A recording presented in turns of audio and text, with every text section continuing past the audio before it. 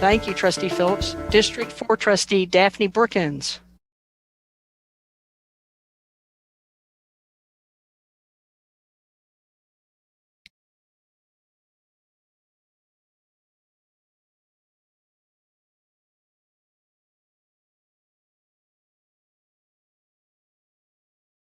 Daphne Brookins is present, just stated she's representing District 4. District 5, Trustee C.J. Evans. C.J. Evans, present for District 5. District 6, Trustee Andar. Oh. Sorry, my camera got turned off. Good evening, Vice President Jackson. This is Andar representing District 6.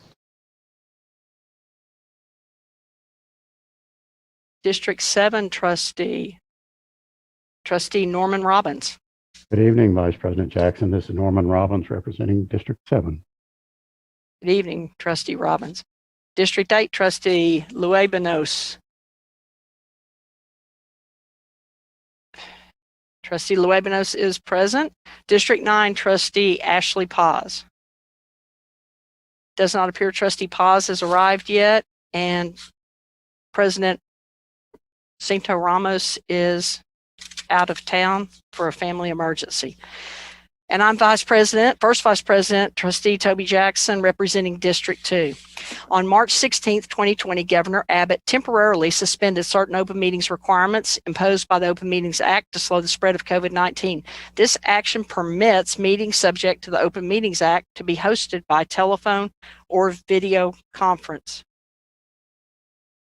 This meeting is being broadcast live via Spectrum Charter Channel 192, the Fort Worth ISD live channel on YouTube, and a link provided in the agenda.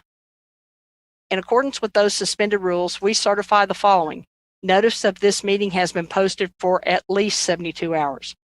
1, although members of the board are not gathered in a central physical location, we do have a quorum in attendance at this meeting by video conference or telephone call. 2, we are meeting by use of Zoom software application, which allows two-way communication for members of the public. 3, as we would at any in-person meeting, members of the public who have followed the instructions on the meeting notice for registering to speak during the public comment portion will be unmuted for 3 minutes to speak. 4, all other meeting procedures will adhere to board adopted procedures to the extent practicable. 5, an audio recording of this meeting is being made and will be available to the public at a later date. 6, we apologize in advance for any unforeseeable difficulties and ask for your patience as we navigate unprecedented conditions. 7, if you have any questions about these suspended laws, you are welcome to call the Office of the Attorney General at 888-672-6787 or by email at toma@oag.texas.gov. We will now move to our pledges, which will be led by Mr. Clint Bond. Thank you, Vice President Jackson. Ladies and gentlemen, please join with me. I pledge allegiance to the flag of the United States of America and to the republic for which it stands, one nation under God, indivisible, with liberty and justice for all. Honor the Texas flag. I pledge allegiance to thee, Texas, one state, under God, one and indivisible. Thank you, Mr. Bond. At this time, we will hear public comment. Let me remind you that because of restrictions by the Texas Open Meetings Act, board members may not engage in a verbal exchange about a subject that has not been posted. We will listen and take notes, but the board is prohibited from responding to any inquiries made during a board meeting on any topic not posted on the agenda. However, the board may reply with 1, a statement of specific factual information given in response to the inquiry. 2, recitation of existing policy in response to the inquiry, or 3, direct the person to visit with staff about the issue. While the board listens to concerns of a general nature, speakers should refrain from mentioning names of individual employees or public officers during their comments.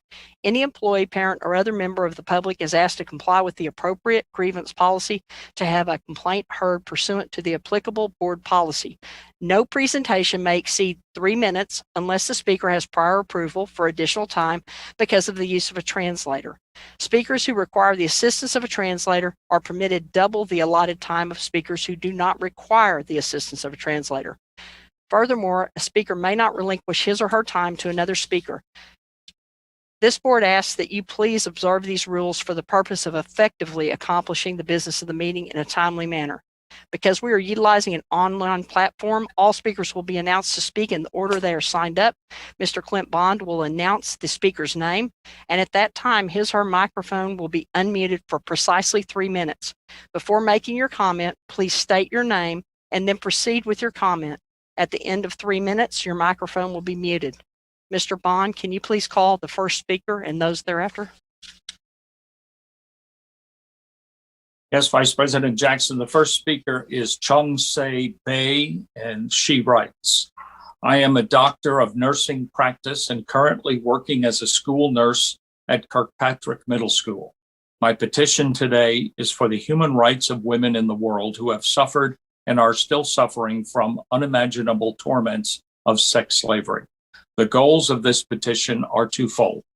The first one is teaching students on the tragic historical facts of sex slavery that happened to women during the Pacific War. The other one is setting up a statue on the premises of Fort Worth ISD, which symbolizes the human rights of women.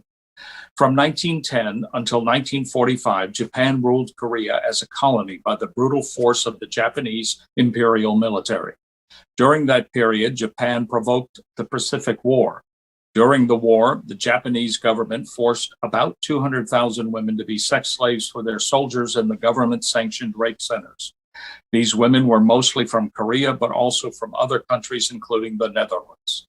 The Japanese government, however, does not face the historical facts, but denies such horrible misconducts, as they perceive those facts are shameful to country. It is like the Holocaust denialism. Furthermore, Japan has actively been attempting to disrupt the international efforts to commemorate those women and prevent such misconducts from happening again. One of such international efforts is to set up a small statue that commemorates the sacrifices of those women. Why do I talk about the old history now? It's because recently and ongoing now, John Mark Ramsayer, a professor installed at Harvard Law School by Japanese donation, wrote an article which misleads the general public about the historical facts of the sex slaves or comfort women. Japanese government wants to euphemistically call the sex slaves as comfort women. Mr. Ramsayer says in that article, the comfort women were not coerced and sacrificed by the Japanese imperial military, but they were voluntary to earn money. He presents a supporting article saying that a 10-year-old Japanese girl, he says, voluntarily made a contract to be with Japanese soldiers, although it is clearly written in the other parts of the same article that the girl said the recruiter had lied to her and she had resisted. How on earth could a 10-year-old girl make such a contract? The professor, however, claims that, like the girl mentioned, all other comfort women, including 12-year-old girls, were also voluntary. Currently, over 3,000 world academics are criticizing the article. The criticizing academics include 3 Nobel Prize winners in the field of economics, as Mark Ramsayer used an economic theory of game theory to justify his article. Due to the worldwide criticism, Professor Ramsayer, who initially said he would stand with this article, expressed his regrets about his article as he could not produce any legitimate sources to back up his article, and the time has expired. The next speaker will be Chelsea Baldwin. Ms. Baldwin, are you ready? Chelsea Baldwin. I'm here. Chelsea. Can you hear me? Oh, yes, you may begin. Good evening, Vice President Jackson, members of the board, and Dr. Scribner.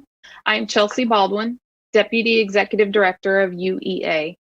Thank you for the opportunity to talk with you about the 1882 partnership with the charter school. We've seen the benefits of partnering with Texas Wesleyan for our Leadership Academy. Texas Wesleyan is rooted in Fort Worth and understands our city and communities. UEA cannot support partnering with a charter operator, especially one based in Indiana.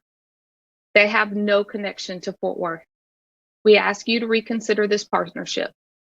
Thank you for your time.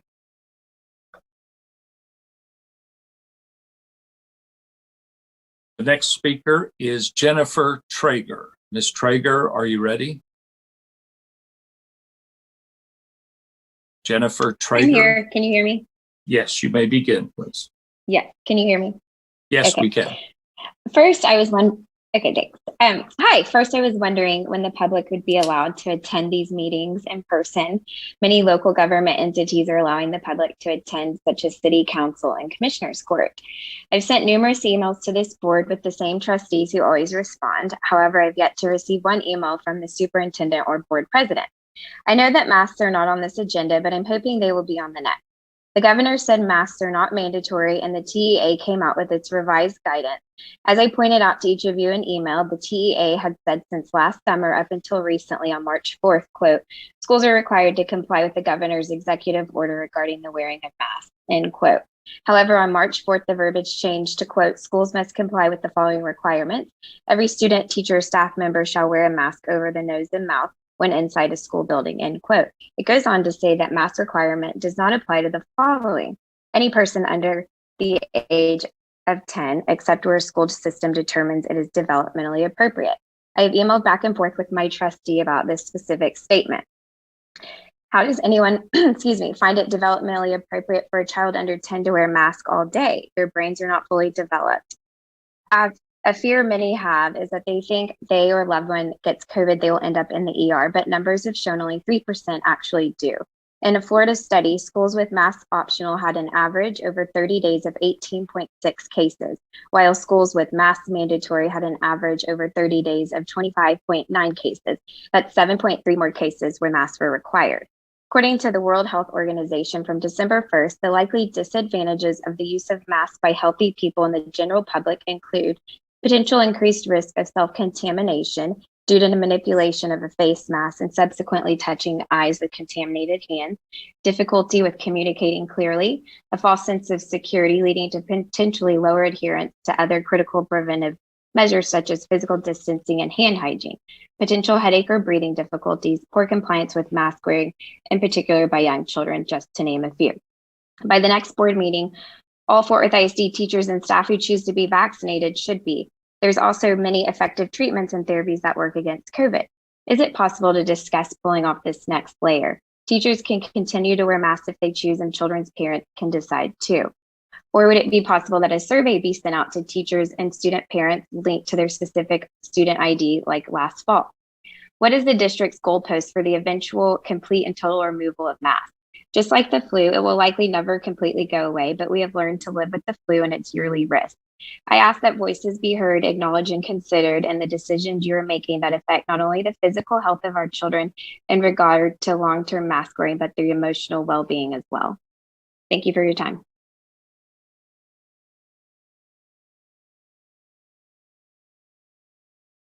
The next comments are from Jennifer Sheffield, and she writes, as a parent of 4 children in the district, I am writing yet again to express how disappointed I am in the outcomes our children are dealing with as fallout from the district's requirement to have teachers teaching to both in-person and virtual students. It is not working for anyone. It is past time to reevaluate the model the district is using.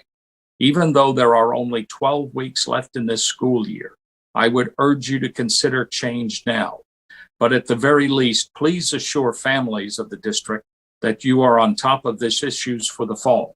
You need clear messaging about what the plan and options will be going forward so families can choose what is best for their children and teachers can feel prepared.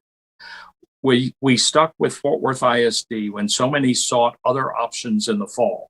We stayed because we felt confident in the education our children were receiving before COVID. We are no longer confident. There has been way too much focus on the under-engaged and poor-performing students and way too much pressure on the teachers to do the impossible. We need things to get back to where they were academically, and otherwise as far as the daily school experience goes. I am not advocating to abandon any COVID safety protocols, but if the district wants to continue to offer virtual learning as an option, some major changes need to happen and fast. Thank you for your time. Our next speaker will be Ann DiPomazio. Ms. DiPomazio, are you ready? Ms. DiPomazio? Yes, I'm Yes, here. Can you hear me? You may be. Yes, we can hear you. You may begin. Hello, Fort Worth ISD School Board. Thank you for taking my call. My name is Ann DiPomazio, and I'm a parent of 2 second-grade students at Alice Carlson. I'm calling in to ask the board to please reinstate the intersession calendar for Alice Carlson. Not only do I believe the intersession calendar is important, but studies show that this calendar can stem summer learning loss, reduce teacher and student burnout. This calendar gives students the opportunity for academic support throughout the year in small group settings, as opposed to waiting for summer to provide such services, like catching up.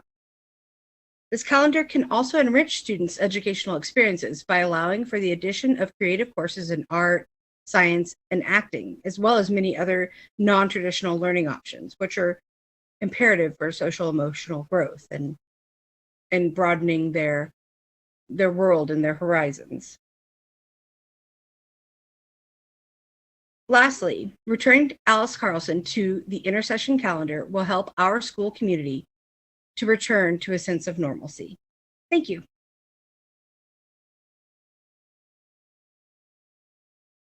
Vice President Jackson, that concludes our speakers scheduled for this evening. Thank you to the public for taking the time to join us tonight and share your thoughts. We appreciate you on this night and every night. Thank you. This time, I will turn it back over to Mr. Bond for our recognitions. Thank you, Vice President Jackson. Later this evening, the board will be asked to approve the naming of the Young Women's Leadership Academy Commons, the Deborah Ferguson Hall. Deborah Ferguson, a graduate of Fort Worth ISD's Trimble Tech High School, is widely respected for her devotion to community service with special emphasis on the education of young women.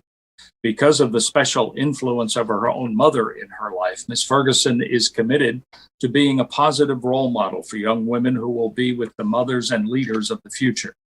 Since the opening of its doors, Deborah Ferguson has been a champion for the mission and students of the Young Women's Leadership Academy, tirelessly working not only as a member of the foundation for the Young Women's Leadership Academy of Fort Worth, but also as its first board chair. Ms. Ferguson has been a beacon of hope and a joy for all students. Thanks in her part to her volunteer skills, charisma, and knowledge, she brought opportunities to our students that range from speakers to internships, full ride scholarships, and once-in-a-lifetime learning experiences. Her passion for our school and students shines through and through in all she does and says. I want students to know that their life doesn't define them, said Ms. Ferguson, addressing teachers at the 2016 Fort Worth ISD convocation. It's not about where they are now, but where they are going. And when they get there, the responsibility and the joy of reaching back and helping others find their way too. Naming the Commons Room at YWLA after Ms. Ferguson would be a tribute to her dedication to the education and empowerment of young women, and the one way we can show how eternally grateful we are to Ms. Ferguson for her many contributions. YWLA Principal Tamara Albury will now make a comment on behalf of her school and Ms. Ferguson. Thank you. At the Young Women's Leadership Academy, Deborah Ferguson is no stranger to our building, our students, our faculty, or our legacy of excellence. Since the opening of the Young Women's Leadership Academy on Magnolia Avenue, Deborah Ferguson has been highly active in the realization of our mission, vision, and national success. Her heart, her energy, and her talent are always with our students, and she continues to tirelessly work to provide opportunities and experiences for our students that not just enhance their lives, but impact the lives of their families as well. At the height of the pandemic, through her efforts, each senior family received $1,000 in relief money to assist with any hardships, challenges, and needs. She has been and is the beacon of our stories, champion of our mission, and is a true cheerleader in our hallways, on our campus, and in our community. We are so appreciative for her unwavering spirit and dedication. It is for this reason that we want to honor her, her work, and her commitment to helping our gems shine. On behalf of the Young Women's Leadership Academy, on March 23rd, 2021, we are asking that the Commons be renamed Deborah Ferguson Hall. Thank you. Our next recognition involves the proclamation of the 50th anniversary of the Week of the Young Child. The Week of the Young Child is an annual celebration sponsored by the National Association for the Education of Young Children, the world's largest early childhood education association, with nearly 60,000 members and a network of 51 affiliates. The purpose of the Week of the Young Child is to focus public attention on the needs of young children and their families, and to recognize the early childhood programs and services that meet those needs. NAEYC first established the Week of the Young Child in 1971, recognizing that the early childhood years, birth through age 8, lay the foundation for children's success in school and later life. The Week of the Young Child is a time to plan how we as citizens of a community, of a state, and of a nation will better meet the needs of all young children and their families. The proclamation reads, whereas the Fort Worth ISD, in conjunction with the Texas Association for the Education of Young Children and National Association for the Education of Young Children, are celebrating the Week of the Young Child, April 10th through the 16th, 2021.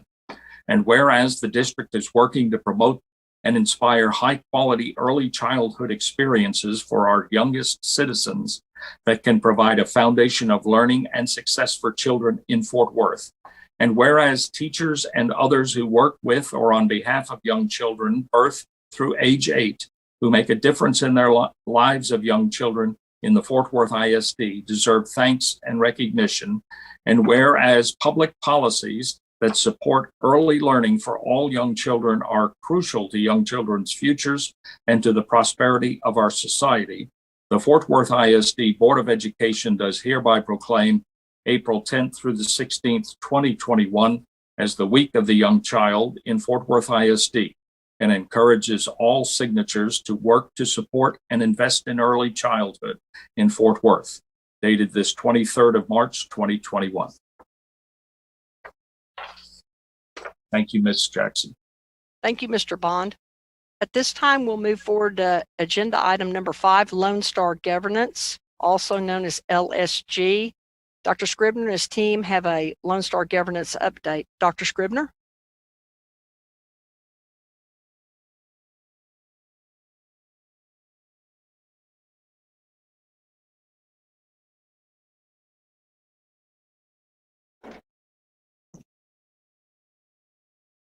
I'd like to say our superintendent is ahead of technology tonight, and that means he's really smart.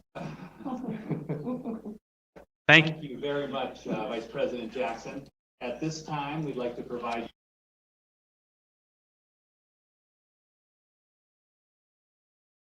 Thank you very much, Vice President Jackson. At this time, we'd like to provide the board with an update on their goal progress measure for goals 1 and 3. And I'd like to introduce our Associate Superintendent, Sarah Rispey, who will provide that update. Thank you, Dr. Scribner, Vice President Jackson, members of the board. Last month, we did an update on Goal 2, and this month, you're going to get a double scoop with Goal 1 and 3 update. So as I'd like to remind you on this next slide, as we have each time, that we're going to do some year-to-year comparisons, but that our school year is different and our instructional time is different. And as we all sit here in the boardroom with our masks and our headphones, we probably don't need that reminder, but just to put it out there again. On the next slide, we'll also remember that there's a change in the learning environment for many of our students. We have students that are in person, students who are virtual, and we have some that are still in the hybrid learning model.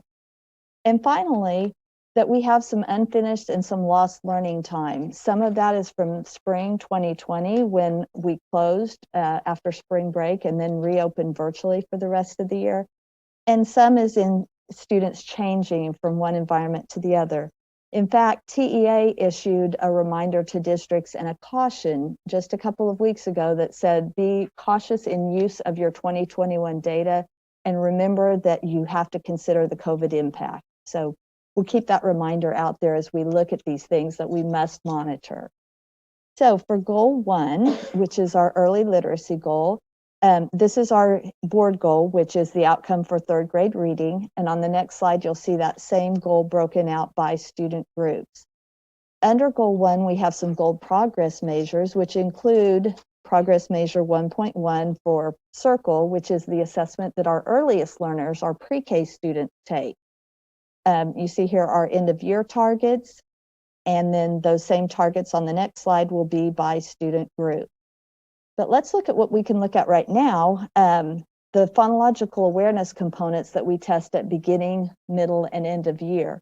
And some of those components are the use of syllabication, onset rhyme, alliteration, some other things that our early learners are learning to do with words and sound.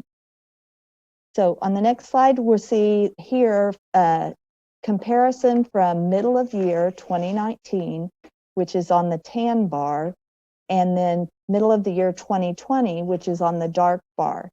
And you'll notice that there is a slightly less percent of students meeting that expectation on track at middle of the year. But given the changes that these young learners have experienced, it's not as great as we might have expected. And so we're somewhat encouraged to see that there's not a huge gap there. In English, 77%, 69%, again, with all those things we just talked about, different learning environment, less learning time. And then in Spanish, 82% compared to 76. I'll also call your attention to the fact that in 2019, 1920, that Spanish number of testers was much lower, and that is due to a change in our dual language program this year. The next slide will show us those same things. Now English and Spanish are combined, but we're comparing by student group. And again, you will see that that dark bar, the 2020 bar, is slightly lower, but it's not an extreme difference. And so again, this gives us hope that our pre-K students are learning and starting to close some of the gaps that they may have experienced. And so we'll be watching that carefully as we move toward end of year. On the next slide, we'll talk about TexKIA, or the Texas Kindergarten Entry Assessment. It's now given beginning, middle, and end of the year, so we just use the acronym TexKIA. You see there are the components that are assessed, the literacy components. At middle of year, which we're about to look at, not all of the components are assessed like they are at beginning and end of year. So on the next slide, we're going to look specifically at vocabulary, because vocabulary is assessed all 3 times. So here's our middle of year percent met for English and percent met for Spanish, 60 and 80%. About 2/3 of our kindergartners test in English, about 1/3 test in Spanish. And the next slide is going to show that by student group. So now we're combining those two at middle of year, and you'll see the difference by student groups of the on-track performance on vocabulary. On the next slide, we want to look at that change from beginning of year to middle of year. So beginning of year is the tan bar, and the darker bar is the middle of year. You'll see that in English, students are about the same place, 62 compared to 60%, while we had a large increase for our students that were testing in Spanish, which was really great to see. We know that there are some differences in the attainment of English language versus Spanish language, and we're looking here at vocabulary and phonological awareness. There are less phonemes or letter sounds to learn in Spanish than there are in English, which may account for some of this difference, but we will be looking at that carefully. We want both groups to continue to increase from beginning to middle to end of year. On the next slide, that's that same comparison, beginning to middle of year by student group. On our next slide, we'll move to map reading fluency. So the board has provided the district with a couple of really great resources. The NWA MAP suite includes both the reading fluency measure for students in kinder through 3rd grade, as well as the MAP growth measure that we use in K through 8. So this is just the K through 3 MAP reading fluency. And we set some end of year targets. The next slide will show those same targets by student group. And let's look at what our progress is. So the percent of kids meeting those key fluency indicators. And you're going to see the beginning of year, middle of year last year is the blue bar, middle of year this year is the red bar. Again, there are some slight differences at some grade levels, but they are not large differences. And given the things that we talked about in the less learning time, again, we're encouraged by this. You'll see at kindergarten, we're looking at phonological awareness. And then at first, second, and third grade, we're looking at sentence reading fluency. The first grade numbers are less than second and third, but we might expect that because the students are held to the same standard. So a 6-year-old in first grade is asked to read 15 or more sentences at 90% correct, and they're starting to do that. But more students are able to do it in second grade and a lot more in third grade. So we continue to see those go up by grade level as we would expect. On the next slide, we see those same percent of students meeting key reading fluency indicators by student group. And you'll notice again, very comparable to the prior year. So good feeling there about our youngest learners in their reading fluency. Next slide is just a reminder that MAP growth for reading is a baseline this year. This is the first year we've given MAP growth for reading. We've been doing math for a few years now. And so we will set some goals there once we have a full year. But we can look at our progress. So let's do that. MAP is measured on a RIT scale score. So much like we measure height on a scale score of inches or feet, we measure MAP in RIT increment. And you'll see the red bar there tells us what the national norm is for each grade level.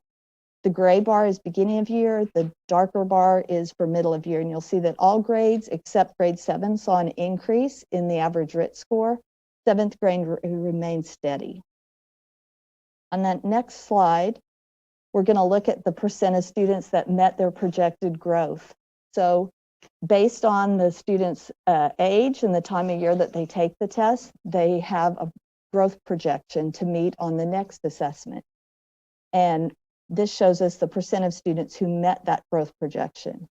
The blue bars are English testers, the red bars are Spanish testers. And you'll notice that more students in the upper grades, grades 3 through 8, met that middle of year growth projection than they did in the lower grade. On the next bar, we're going to look at these by student group, again, in English and Spanish, and you can see the differences there by group. On the next slide, we're looking now at MAP growth for reading in the percent of students that are projected to be at the meets grade level on the STAR test. So we're connecting two different assessments and using one to project the other. And you'll see that the gray bar was the beginning of year projection. The darker bar is the middle of year projection. We see some decreases here in the percent of students projected to perform at meets grade level compared to the beginning of year.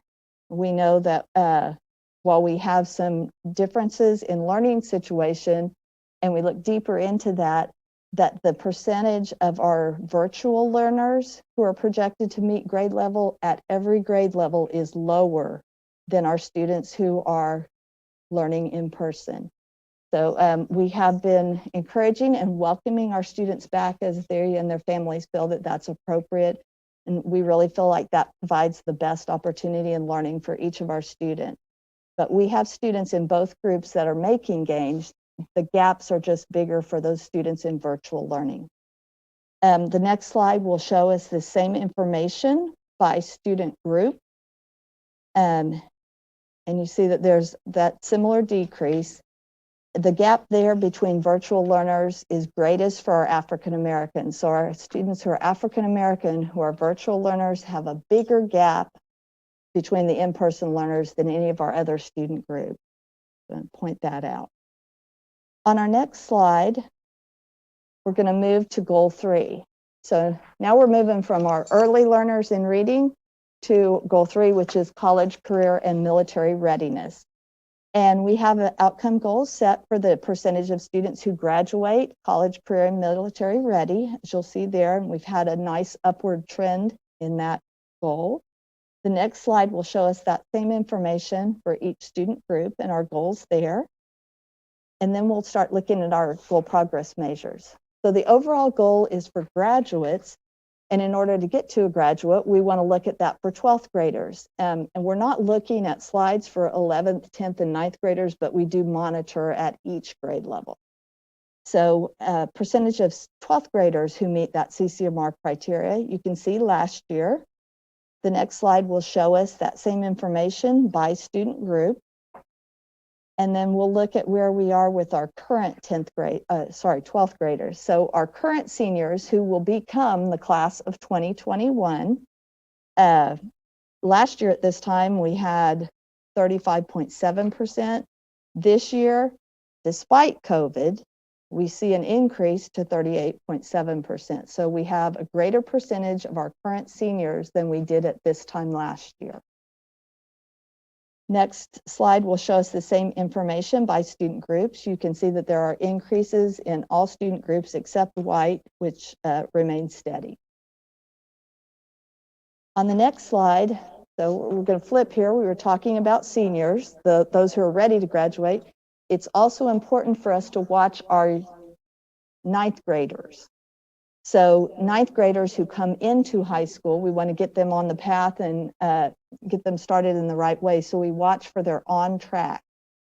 And on track for a 9th grader is earning at least 6 credits, not failing more than 1 semester of a core course, reading, math, science, or social studies, and not repeating 9th grade.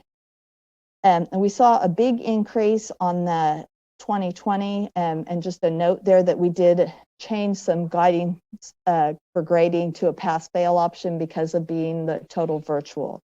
The next slide is going to show us that same information by student group. And then we want to look at our 9th graders right now. So we can look now at semester. We don't have an end of the year for credits yet, but we can look at semester. So let's do that. Next slide shows us the percentage of freshmen who failed at least 1 core course by the end of the first semester. This is comparing on the green bar, the first one last year, 2019-20, to this year, 2021. We have an increased number of students who have failed 1 or more core courses this year as compared to last year. Again, we have students in different learning situations and students who may have had less learning time this year. But we are definitely paying attention to this. We see the same information. It holds true across student groups on this slide.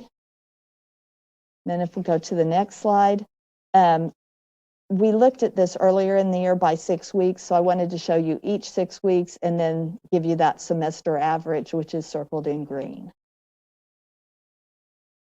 In order to address this, and we can answer more questions at the end of the presentation if you have them, we have made changes to our guide to grade reporting, and we have summer plans as well to support students and ensure that we do not have more students going off track. So there are things in process right now and coming to help address this. So on our next slide, we'll look at 3.4, which is the ACT, SAT. And you'll notice that's our goal for the overall. The next slide will show that by student group. Oh, sorry, it won't. That slide's not in there. I can send that to you. It appears to be missing. But here's our seniors for SAT and ACT who met the criteria. So those who tested through the fall of this year, there's the 2019-20 bar. We had 16.6% meet this. And for the 2021, we're down just a little bit. But given the changes that we've experienced, for one thing, SAT and ACT were not given during the summer because of the pandemic. We also had a lot of the students have to take that in person, and a lot of the test sites were closed. So this year we had about 300 students take it in the fall compared to 2,000 students the prior year.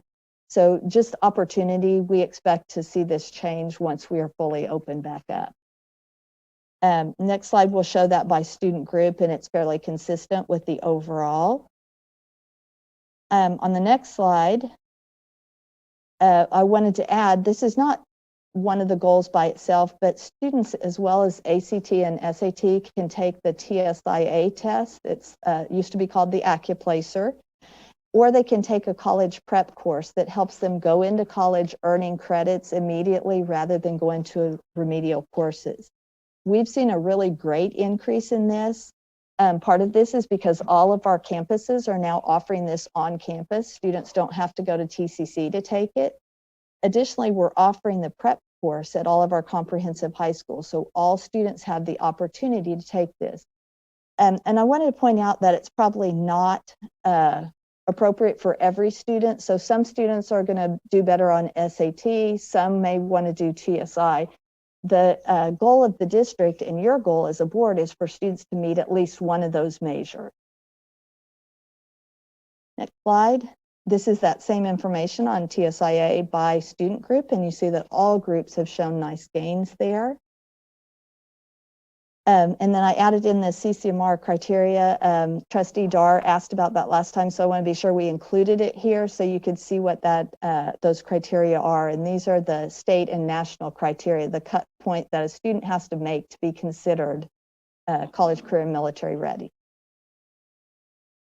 All right, so just as a reminder, on the next slide, I wanted to, these things are all supported by our district supports and our goal priorities that we have as a team, all of our campuses and teachers, of using our instructional and literacy framework to support student learning, professional learning, assessment planning, our differentiated supports, both for students and for campuses, instructional leadership, and a focus on engagement. So with that, we're happy to answer any questions. I'm joined by colleagues from teaching and learning and student and school support. Do we have any questions at this time? And I could certainly go through each trustee's district if you'd like for me to. Trustee Evans, District 5 has a question. Thank you. Thank you for this report. You mentioned it during Goal Progress Measure 3 about summer plans. Tell me about the summer plans. And do we have summer plans to address our losses in elementary reading, Goal Progress Measure 1? Yes, and I'm going to let my colleagues address that. I'm going to. Ms. Evans, I'm going to address that one for you. We actually are going to be bringing to the board in April our comprehensive extended summer learning plan to present to the board and to all of our stakeholders. We will be releasing a survey to our parents around summer learning as well. And we're in the middle of collaborating with our external partners. We will be offering district summer learning, but then partnering with our other outside agencies to even have a more robust plan in place for after out of school time.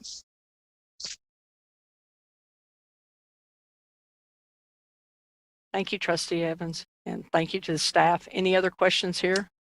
Trustee Luevanos, representing District 8.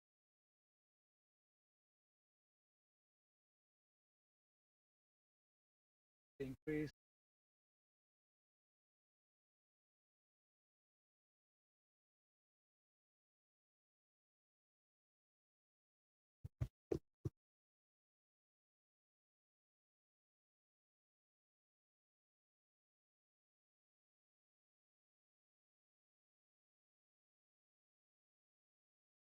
So on this, can you hear me? Yes.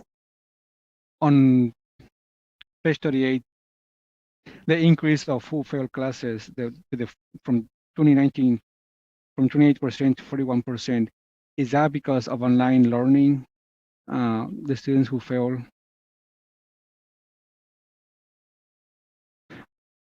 Well, I guess it's page 19 on the or slide 38. You're asking Trustee Luebanos about the 9th grade on track Yes. on that one with the freshmen who failed at least one core course.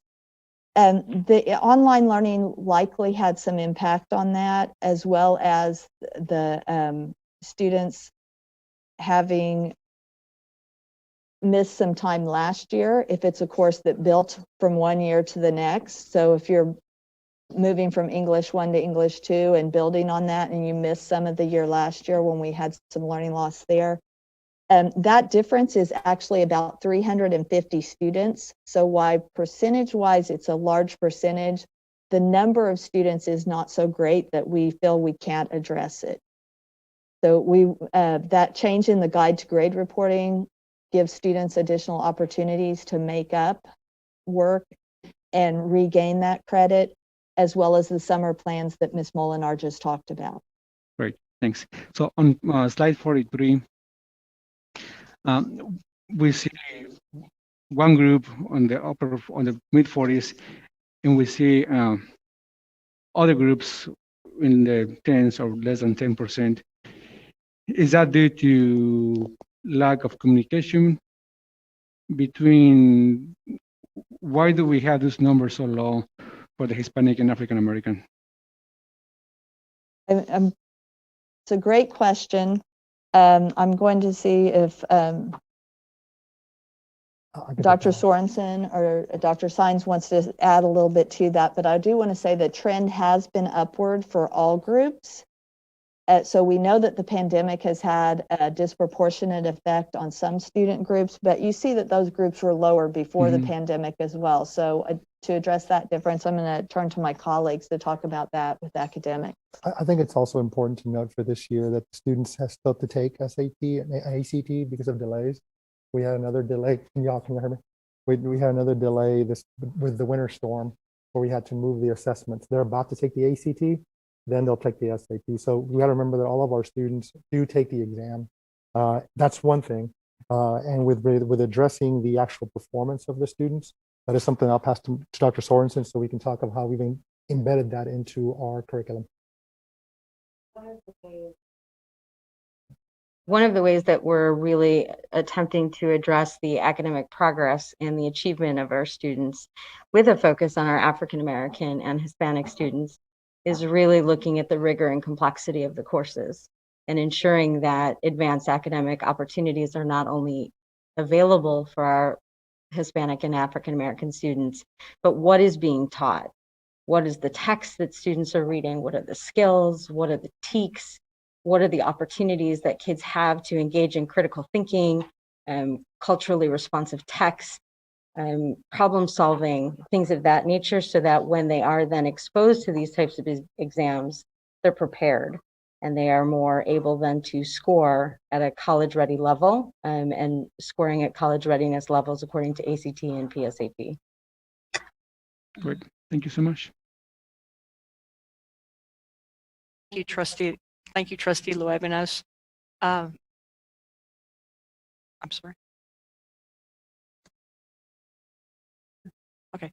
I wanted to announce before we move further, Trustee Ashley Paz did join us from District 9 at 5:41 p.m. Paz, if you can hear this right now, if you want to chime in, that would be great. Otherwise, I'll move on to Trustee Dar, who has a question.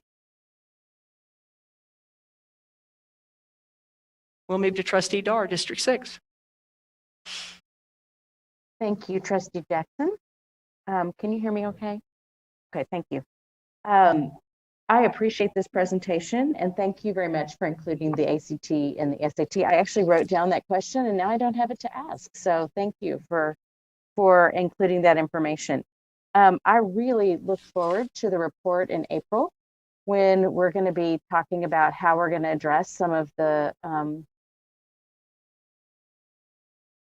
I'm trying to think of a word to use that I like, but some of the learning loss that the students have experienced. So I am looking forward to that report in April. When we're discussing summer plans, as these plans are being put into place, how are the classroom teachers being incorporated into that conversation? Not necessarily that they're expected to teach the summer class, but what kind of feedback are we getting from the teachers to make sure that we're addressing the needs that they're actually seeing in the classroom with their boots on the ground with those students? So Trustee Dar, we actually, in addition to the parent survey, will be sending out a survey to our teachers. They're actually getting multiple surveys. We hate to do survey fatigue, but we feel like their feedback is essential moving forward for our plans. The first survey, we will be asking them, similar to parents, just feedback on summer extended learning opportunities. But then a CNI department under Dr. Sorensen and Mr. Moore have developed a feedback survey around the curriculum. And moving forward, we really want the teachers' feedback, and that will help shape our summer learning plans as well as into our 21-22 school year for next year. So we will be sharing that first with our principals so they can see what type of questions we'll be asking our teachers. And then we will be sharing that next with our teachers and asking them to really take time and give us the feedback we need to move forward to make sure the plans meet their needs and our students' needs as well. Thank you very much. I appreciate that. Thank you, Ms. Molinar, and thank you, Trustee Dar. Are there any other questions? Trustee Quentin Phillips. Thank you, Vice President Jackson, and thank you for this presentation. Can everybody hear me okay? So yeah, I guess my comment here is not a question, it's just more of a comment. I know that I can only use an I statement speaking as one trustee, but I know I speak for many of my colleagues when saying that I know that I am exercising as much grace as possible during this time, understanding what we're dealing with, right? And all the obstacles that have been placed in our way during this time when it comes to academic achievement. I mean, we've hit too many stumbling blocks to even try to list out here. So understanding where some of these numbers are coming from. But of course, you know, at the risk of sounding like a broken record, right? I look at the numbers, and when I see slide, and it always just seems that the only group that African American students can outpace happens to be special ed, and it's the same trend, and we know these numbers, right? And I've had conversations with all of you, and I know you know these numbers, and it's at the core of your hearts as well. So I guess more than anything, the comment is more of a request that I love what Deputy Superintendent Molinar was saying about being able to tell us about the summer plan next time. I think that's fantastic. I can't wait to be able to see that. What I really would hope is that as we move into the next academic year, although I know we've had these presentations, I know Jerry Moore did some work on this area. I know that you presented on kind of what our plan is going to be to kind of, you know, make up for those deficits that we face, as well as trying to get our students to be on track and continue to press forward. I really would like to see a comprehensive game plan, a layman's game plan that we really can give to communities and families going into this next academic year to really say, this is how we plan to attack this. I mean, because all of us are aware of it, right? Family members, students, parents, everyone's aware we're lacking. And we're not alone, of course. I mean, it was a worldwide pandemic. It wasn't just the Fort Worth, Texas pandemic, right? Even though we had our local challenges to accompany it. But just saying, like, we really need to be able to spell out to folks. I know that I would like that as a parent, not even as a trustee, to be able to say, as my child is going to be in a Fort Worth ISD school again next year, how are we going to address the fact that they had to miss so much learning and still keep my child on track to be able to be competitive for college and jobs and everything when they finish their education at Fort Worth ISD? So if we could work on that and really have something, and that could be an August board meeting, whenever we're about to get ready to start again, for parents to feel comfortable to know that we have a game plan, we plan to attack this, and this is what we hope to see the results happen from that. And I just think that would do a lot for peace of mind, and even for us as trustees to be able to do our part to make sure that we are moving forward appropriately. Thank you, Trustee Phillips, and I appreciate you holding the board accountable, because we do need to do our part and do a positive lift for the team. This time we'll hear from Trustee Daphne Brookins, followed by Trustee Norman Robbins. So Trustee Phillips, he took a lot of what I was going to say, and my concern about having the plan put together is there a deadline? Because I know they are way behind. And so are we trying to dump it all on them in the summertime and just get them all caught up that quick? We know that all children don't learn the same. And so how can we give them all of this information if they're not all going to take it in at the same time? So is there a time limit spread out? Is it broken into different sections? I just want to know how they're going to do all of this in the summertime, if that's what the timeline looks like. Trustee Brookins, I would like first Dr. Sorensen to talk about what resources we have in place. When we received the MOI data, we immediately met together as a team, and then we met with principals. I would like her to share with you some of the resources we do have in place that are already implemented in our curriculum. We're definitely not waiting to summer. And then Dr. Washington would like to share with you some of the campus plans that we already have in place as well to address those. Thank you. So first, to address the gaps that exist in our data, I want to say that we started this work, I think, before COVID hit us, in terms of shifting our literacy practices as a district. I really just want to say that first, that we identified a gap in the way that we teach students how to read in terms of, basic phonics and phonics instruction. And so we've got 60% of our district approximately going through HB3 and going through the reading academies. Our K-3 teachers and our principals across the district are learning new ways and new strategies on how to teach our littlest learners how to read.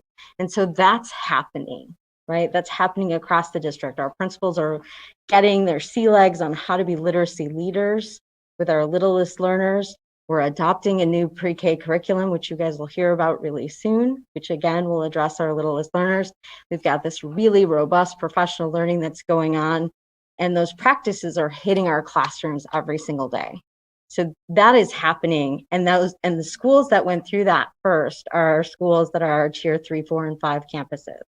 So those are the schools that are getting that really intensive professional development first, so that we can address the literacy practices and the literacy strategies that are happening in those classrooms. And that is for our bilingual teachers, and that is for our special education teachers, our dyslexia teachers across the district. So that is A. What I would say also is that we've got some intervention programs going. We've got Lexia, we've got MyPath, we've got PathBlazer, all aligned to the MAP data. And so the MAP data came out, and we met with principals, we had conversations with instructional leadership teams, we pulled content instructional coaches, we pulled campus-based coaches, and we said, so how are these supports being leveraged on our campuses? How are we intentionally looking at the MAP data and saying, so if we have these resources and we have these differentiated supports, how are we using them to support the students who need these supports, right? These very specific supports. If they are virtual, how are we ensuring that they have the access they need to these programs? Because they are online. So how are we ensuring that our parents can access it and our students can access, whether they're virtual or whether they're in person? How are we using the data to inform what it is that we're doing?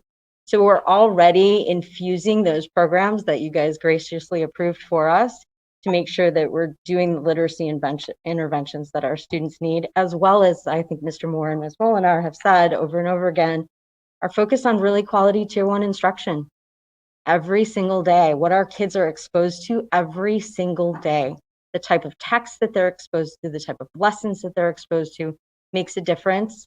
And the research shows over and over again that quality tier 1 instruction is really a student achievement accelerator.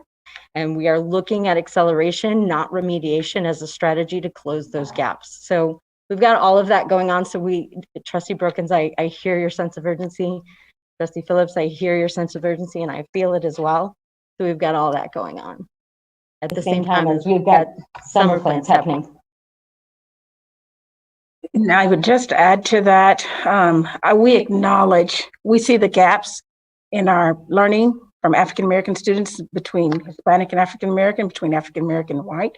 And we recently had conversations even with our principals. How are we communicating I think we've said over and over the most important person in the academic lives of our students are our teachers, and really communicating the importance of them being in front of the teachers and really communicating with parents that we have safe environments for our kids to come back. We need our kids back in school, specifically our students of color. As you can see, the data is showing that. And we are meeting, Dr. Sorensen just shared the interventions. Our principals meetings are focused around those data and ensuring that we are drilling down to specific kids and students and their individual needs. And the campuses are preparing and drilling down to specifically targeted areas. So we know that every student does not have the same learning gap, but what are we doing specifically for that student? And no, we are not waiting until summer. Even when we focus on our students, we're tracking every day with our seniors to ensure that they're meeting those plans to be on track for graduation, and our 9th, 10th, and 11th graders. So we're not waiting for summer. We're already in action.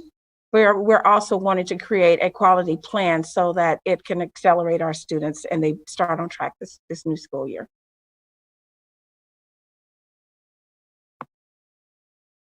Thank you all. And Trustee Norman Robbins. Thank you, Vice President Jackson. Along the lines of what we've been discussing, when we survey our teachers, since our teachers have a great rapport with their students, and students frequently don't feel comfortable sharing their points of view, maybe with adults, but they do with their teachers, can we inquire that they also incorporate what their students are feeling and feel that they need as part of that survey, so that we make sure that their interests are maintained as well? I think that would be a wonderful thing to try to do. So, thank you. Thank you, Trustee Robbins. And I see no other hands raised, no other questions.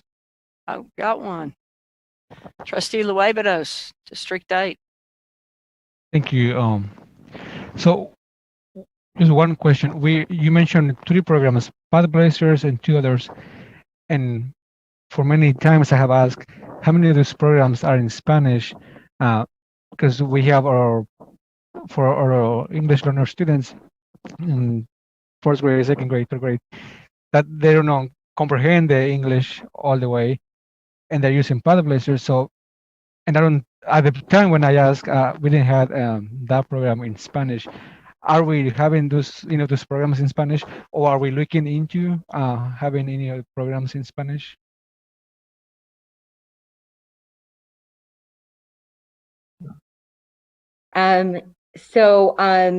The programs that we have that we're using in our dual language classrooms are being used in the 80-20 model, the 60-40 model, in the English portion of the class. So they are in English. What we are looking at for next year in terms of intervention and support is programs like Esperanza to supplement a program that we used for phonics, a phonics supplement that we used in the past in iHouse.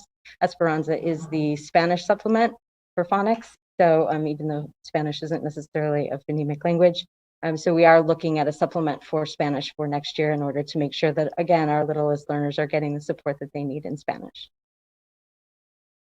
Right now, we don't have anything. We have the core curriculum in which we are supporting, but we are only using those supports in the English language portion of the dual language classes. So the Spanish portion of the classes is getting the Spanish language supports. We are not using those English language supports in the model in the Spanish language portion of the class. Thank you. Thank you, Trustee Luebanos. Last call for questions. Seeing and hearing none, we'll move forward.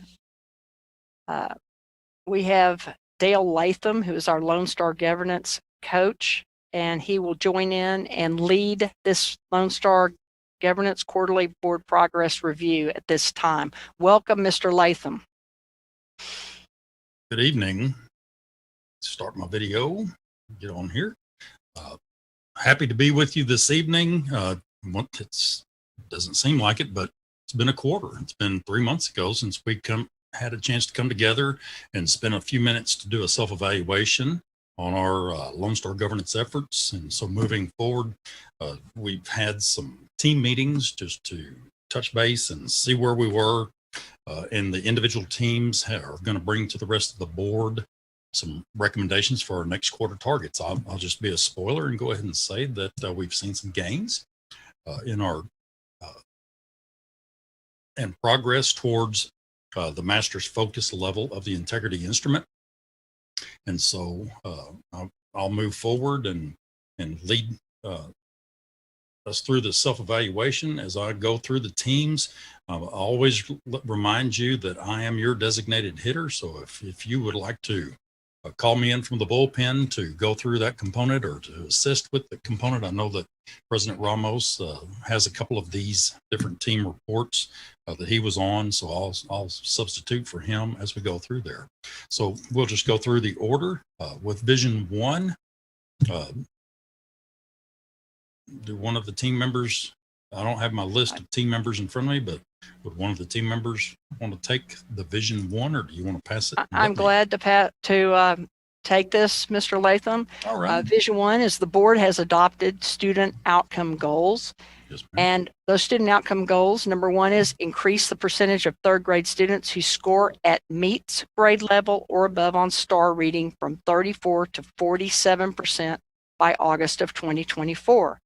The second one is increase the percentage of third grade students who score at meets grade level or above on STAR math from 34 to 45% by August 2024. The third is to increase the percentage of students graduating with a career, college, military readiness indicator from 43% to 48% by August of 2024. In our previous quarter, we met focus at a 12-point, and we currently are at a 12, and you would think that's a flat or a plateau, but in actuality, that's stabilization. And so we are ready to move to the next steps, which are to continue receiving and approving our monitoring reports per the monitoring calendar that we've put in. The board and superintendent have committed to the vision and the student outcome goals, and they are committed to memory. The board knows the status of each student outcome goal, and we're also working to engage the community to seek broad community ownership of the student outcome goals, because together we all know we're better. A 33% increase would move us to masters, and that would be from 12 to 15. And at this time, I will hand off to Dale or Trustee Luebanos, either one for Vision 2. You went right through. One of the things that I failed to mention was, as we're having our team meetings, 3 questions, and for the public, 3 questions we always try to answer in each quarter is: where were we last quarter? Where are we now? And how do we know? And then where do we want to be in the next quarter? And you were spot on, Vice President Jackson, in that we are solid in the meets focus category, and we haven't lost any ground on that. So really that's a testament towards we now have the systems in place, and we're really kind of testing the systems as we're tweaking those. And a few more tweaks and we will be able to move forward to that master's focus level. I just say, Dale, it's always better when you help. I'll be glad to. Let me do Vision 2. Vision 2 is where the board has adopted the goal progress measures. And we actually, this evening, have seen actual evidence where Dr. Arispe and the administrative team, the A team, shared goal progress measures and student outcome goals around our goal 1 and goal 3. And so previous quarter, we were preparing to focus. We're currently at the meets to focus because we pared down some of our goal progress measures that we had. Not that we're not monitoring those, but we try to limit those to at least 3 so that we don't overwhelm the board with our reports that we bring to you per our monitoring calendar. So we were previously at 4. We're at meets focus now. To move to the next level, I would propose to the team that we could get to the master's level focus on this one with our goal progress measures under Vision 2 if we continue receiving those monitoring reports like we saw tonight. And then through the efforts of our advocacy team, who will speak to it in just a little bit, begin to engage our stakeholders, because we want broad community ownership of the goals and goal progress measures as we move forward. So we were at a preparing to focus. Currently, we're at meets focus. Proposed that we could keep moving forward to master's focus in Vision 2. Thank you, Dale. And I'll ask Trustee Robbins, do you have any comments? Yes. Thank you. The only thing I would add is that the community involvement in all of these is extremely important. So we ask for and encourage our community to give us feedback on these goal progress measures, the student outcomes, so that we can make sure that they feel that we're moving in the right direction. So an emphasis on the community involvement is always preferable. Thank you. Thank you, Trustee Robbins. And Dale, President Ramos is not here tonight, and I would ask that you and Trustee Brookins take Vision 3 if you could. Certainly. Trustee Brookins, do you want to chime in or? Sure, I'll start it off. All right. So in Vision 3, the board has adopted as constraints. Where were we at the last quarter? We were at approaches focus at 3, and where we are now, we are still at approaches focus. We are monitoring the LSG emergency constraints for the superintendent, which we adopted October 20th, and we're monitoring the superintendent constraints adopted 9/22/2020. Our next steps would be to create board constraints, and we're looking at doing this in our next workshop. Begin considering Fort Worth ISD theory of action, and also to engage the stakeholders. So by the next quarter target, we'd like to move our focus to a 9. Well done. Questions from the rest of the board?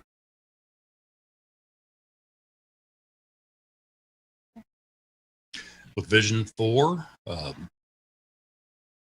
Trustee Brookins, or would you like for me since President Ramos? Go ahead and take that one. Okay. So with Vision 4, as Trustee Brookins had mentioned in Vision 3, that's where our board has adopted superintendent constraints. And superintendent is providing monitoring reports around those superintendent constraints, as well as the board will adopt constraints when we have our workshop up and coming. But for Vision 4, the board has adopted the superintendent constraint progress measures. And so this work was done right a year ago. We adopted the superintendent's emergency constraints back in October.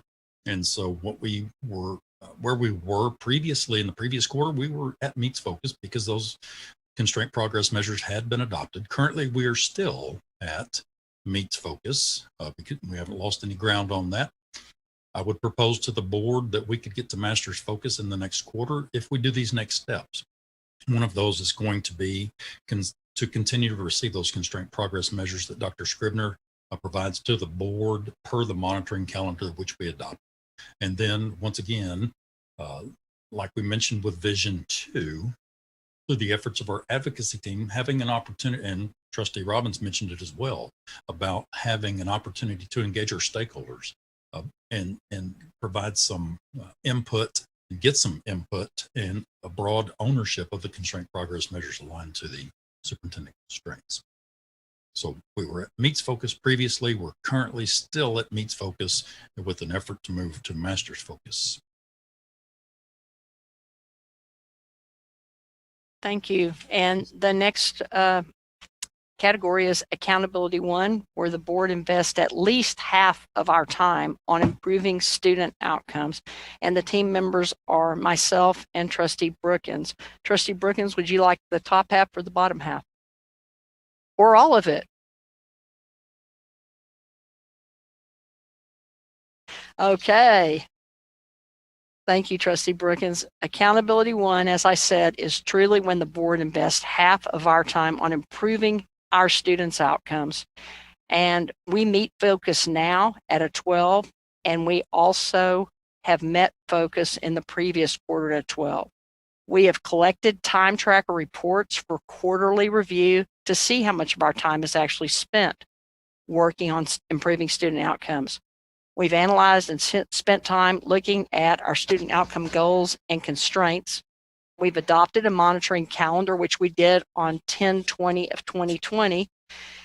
And our next steps will be to get to master's focus, and that would move us 33% or 3 points to 15. And so I'll ask Trustee Brookins to go through next steps. Our next steps are to continue and analyze and refine our agendas and our time tracker reports. As you see below, how they are broken down into meeting type, the time and total time, and we're doing pretty good. But like you said, we need to move our master's focus to 15. That's what we're working on next. Thank you, Trustee Brookins. And Dale, would you mind taking accountability too, since Ramos is not here? And then Trustee Luebanos, if you want to jump in, feel free. Be happy to. Accountability 2 is where the board is evaluating it and not interfering with progress towards in achievement of our student outcome goals. Where we were at the previous quarter was we were at approaches focus. We're still solidly at approaches focus. One of the activities that's going to help us move to meet focus is an activity that we're going to be doing when we have our workshop up and coming in April around the staff use tracker. We'll complete that. The one thing that's going to continue to help move us to that meets focus and eventually the master focus is to continue to unanimously approve quarterly reports. I would hope after we've had an opportunity to discuss this that we get all questions answered and that the board would feel comfortable with being able to unanimously approve these. And then moving forward to the master's focus level, as the superintendent evaluation is connected to our efforts through Lone Star governance, one of the things to be mindful is that the board continued to agree that the superintendent's performance is indistinguishable from the achievement and attainment of our student outcome goals and constraints. At the moment, we're at approaches focus currently solidly, and I would propose the board that we can make the effort and make the move, jump the threshold, if you will, to meets focus in the next quarter.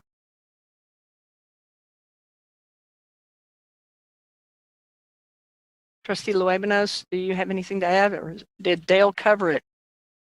It did. Thank you. Oh, I'm sorry. Did I? No, you did good. I didn't ask. Like I said, I'm a pinch hitter. You just let me know. Thank you, sir. Oh, you did a great job. Thank you. And on the next one, we have structure. The board operates in a way to allow the superintendent to accomplish the vision.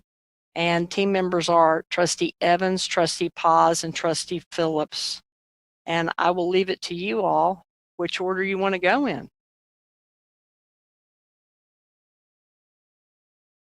All right. Trustee Evans, do you want to take it? All right. So, one, I apologize to my colleagues for dropping the ball if I did, because I looked down here and said team member Phillips, and I'm like, oh yeah, did I miss a meeting? I forgot. Okay, so, but we do have the information, and that is good. But this is crucially important as far as the actual structure, because it's talking about the board operating in a way to allow the superintendent to accomplish the vision. So in the previous quarter, we were at approaches focus, and our current status is meets focus, which is good. That's an 8-point bump. We're at 12 now. Have six meetings and average 4.16 on topics requiring board average 2 meetings per month. Continue monitoring student outcome goals and strength throughout the quarter. No revisions to the adopted monitoring calendar in the past quarter. So as far as our next step, and it seems like we've been doing pretty well here, but this is something that we should absolutely make sure we're actively monitoring, is the final version of the board action items 7 calendar days before the meeting. And continue no edits to the regular board meeting agenda 72 hours prior during the meeting. And that is huge for us as board members, and even for those who are following the board and what we're doing. It's a matter of preparation, right? We need to be able to be fully prepared when we're coming in. So it is, and even though it seems like we're doing that well, it'd be good for us to actively monitor that to make sure that we're on top of the game when it comes to that. And continue collecting board meeting time tracker. And so, Dale, is that you, man? I think that's your job, huh? Yes, sir. Yes, sir. Okay. And those are attached to the back of your report There you go. Well, Dale, keep doing a good job, man. Do that well. All right. So and then strive and monitor agenda construction to reduce to no more than 5 topics requiring board action. I don't know how feasible that is with a district our size, what we do, but it's in there. All right. But those first 3, absolutely, we need to do those. And our goal for next quarter is to move to master's focus. Anything you need to add to that, Trustee Evans? I think you covered it. Thank you. Indeed. Vice President Jackson, back to you.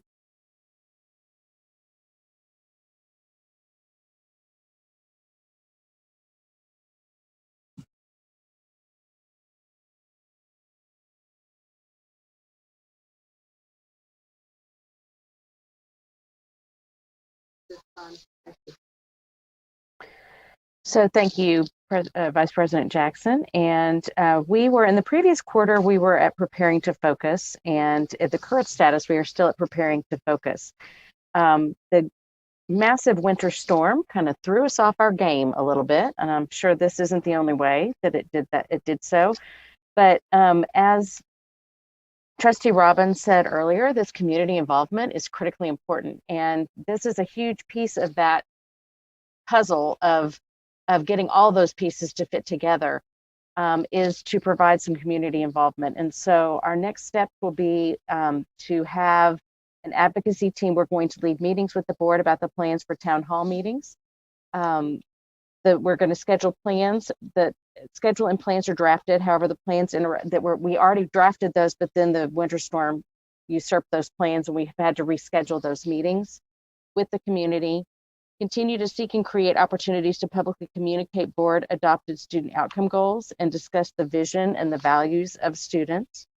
Display and keep updated student outcome goals and the goal progress measures data for boardroom. And then also plan and conduct the Lone Star governance training to include the student voice for the community and the pyramid. So our next target would be to go to approaches, which is at a 3.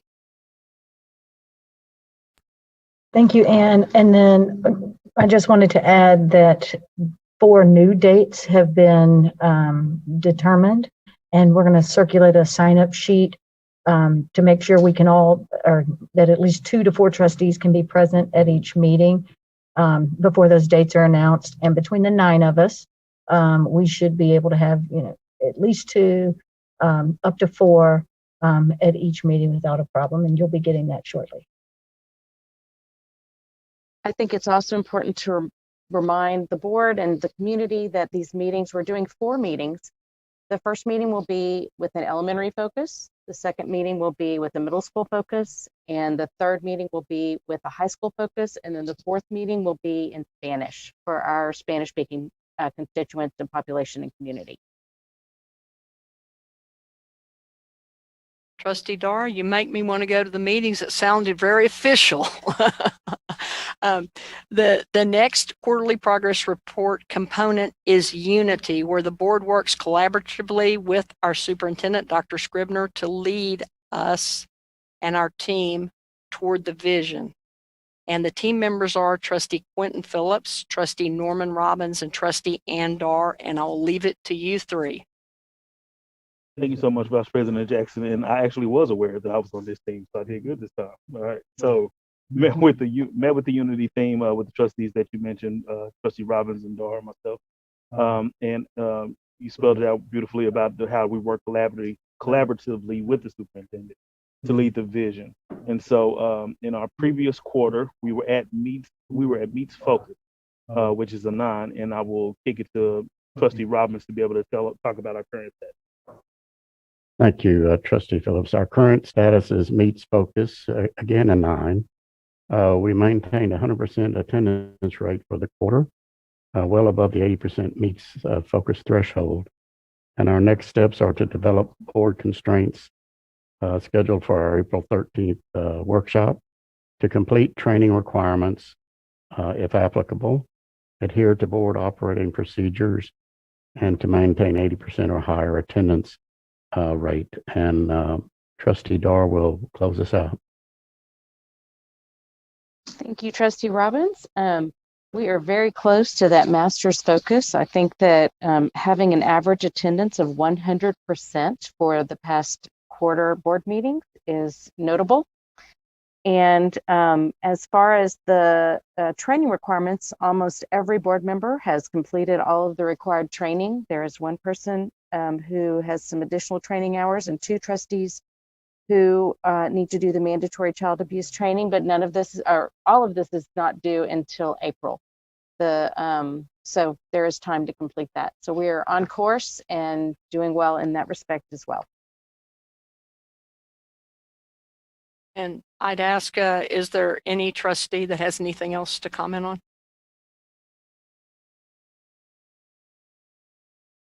Trustee, Yes, Vice President Jackson. Oh, go ahead. yeah, I'm sorry. Trustee Brookins, then Trustee Phillips. Does that Yes, work? ma'am. Thank you Left to very much. right, just like we read. Yes, ma'am.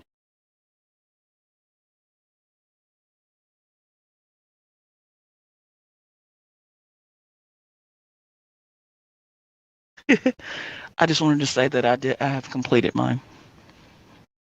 Thank you. Well, awesome. So that means we only have 2 trustees down. Trustee Quentin Phillips. Indeed. Yeah, I just briefly wanted to be able to say that, as we're going through these quarterly progress reports and everything, there's areas of improvement we need to make up and down. But one of the things that always stands very true is our level of attendance and our level of focus when it comes to being here as a board and doing the work.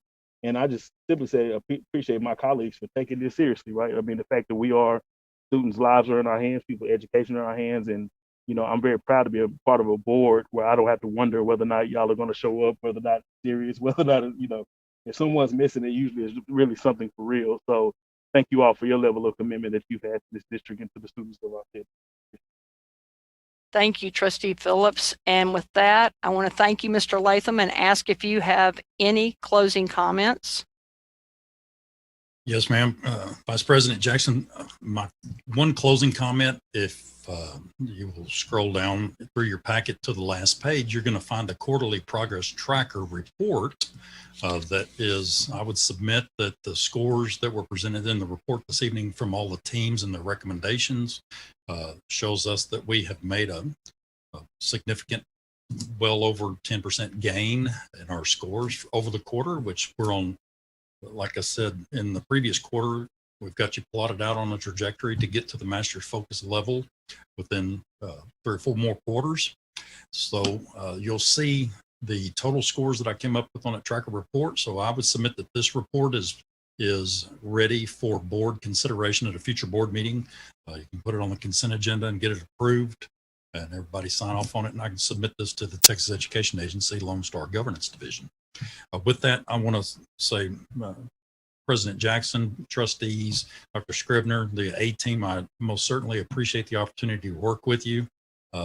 It's my honor to be able to work with you as we work through this. I've said it before, it sounds like a broken record. I appreciate the way that you show up to everything because you have every one of the students in Fort Worth ISD in your hearts, and I appreciate that about you. And so with that, I'm looking forward to the next quarter seeing more gains. Thank you so much. Thank you very much. Thank you to all the trustees tonight who participated. This work is hard and it does require focus. And I think Trustee Phillips said it best, so I'll leave it there and now turn it over to our very capable superintendent, Dr. Kent Scribner, for the bond updates. Thank you very much, Vice President Jackson, and thank you again to Mr. Latham for guiding us through our Lone Star governance work. At this time, I'd like to introduce our Chief Financial Officer, Mr. Michael Ball, who will take us through an update regarding the finances around the bond. Thank you, Dr. Scribner, Vice President Jackson, and members of the board. It's a privilege to present to you tonight some updated information about the district's bond portfolio and about some upcoming transactions that we'd like to discuss with you, and we'll be bringing back at a future meeting as action items for the board. So if we could go to the next slide, we'll kind of describe what's ahead of us.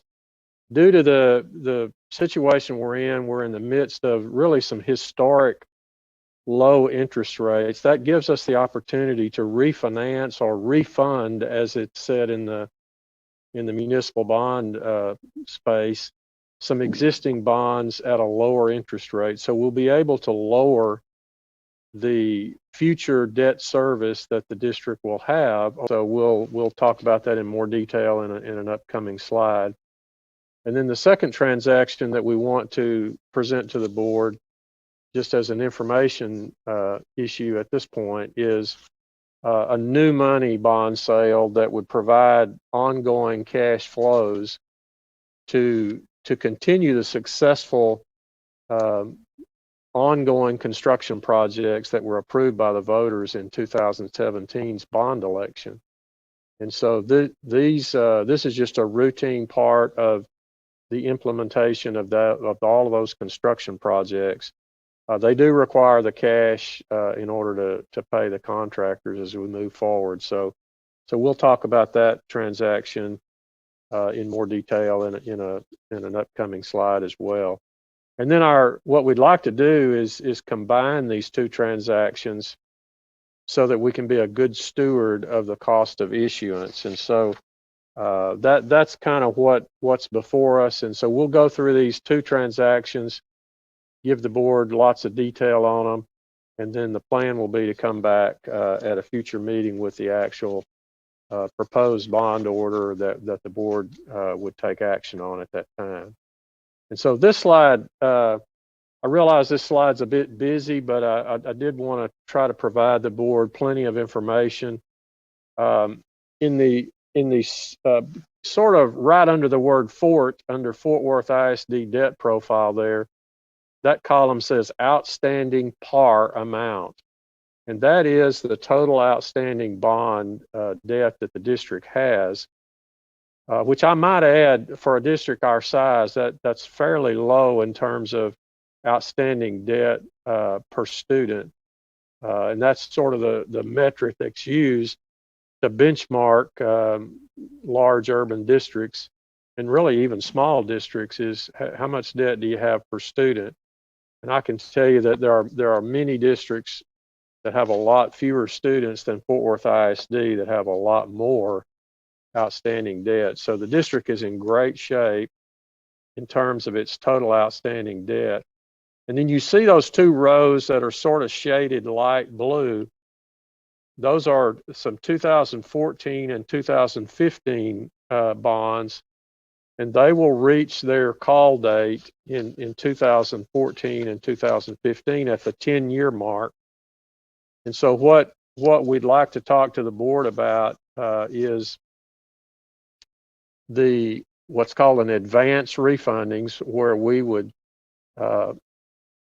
issue bonds at today's low interest rates, place the proceeds in an escrow account that would earn interest, and then on the call date, those bonds would be retired. In the meantime, the district would realize lower debt service costs over the remainder of the outstanding term of those bonds without extending the term beyond its existing date. And so we'll get specific about that in the next slide, I believe. But the bottom two quadrants of this slide show you on the left, lower left corner there, the takeaway from that graph is to show you that the district's previous financial management team, superintendent, the current superintendent and the previous financial team have done a great job of being forward thinking and setting up the district to so that the debt service decreases, which gives the board lots of optionality for future continued investment in the district's facilities, to continue to make the facilities such that will meet the needs of our students as we go through the years. And so you can see that the graph declines there for about 7 or 8 years, and then it really drops off in about 10 years out. And that's some great planning that's been done in the past to set the district up to have lots of flexibility or optionality. And then the bottom right-hand quadrant of this slide just shows you the outstanding callable debt by year. So as the years go forward, assuming that interest rates continue at their low levels, there will be additional opportunities to do some refinancing or refunding at lower interest rates. And that's really, that graph just depicts those call dates and the amounts that are callable in future years. And just to let you know that we are monitoring those, our financial advisory team is monitoring those as well. And so we'll be in shape assuming interest rates remain low, to continue to take advantage of those lower rates. So the next slide really gets into the specifics of the two tranches of outstanding bonds that we'd like to recommend be refunded on an advance taxable refunding. And that's the two that are listed there under refunding candidates is what the row label for that is. And it shows those are a portion of the 2014 bonds that have coupon rates of between 4 and 5%. And then there's a row that's part of the 2015 series that has a 5% coupon. And those two tranches of bonds total $105,690,000 that we would propose at a future meeting, hopefully in April, that the board would authorize us to refinance at lower interest rates.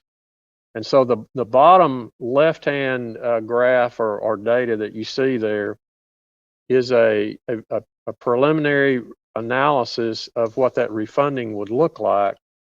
And so the middle column there that says current market rates just shows you what if we were to be able to close that transaction today at today's rates, that's what it would likely look like. And those two dark blue rows there that say PV savings, that is the present value of the reduced debt service requirements that would be out there in the remaining years of those bonds. And that number is $15,426,616.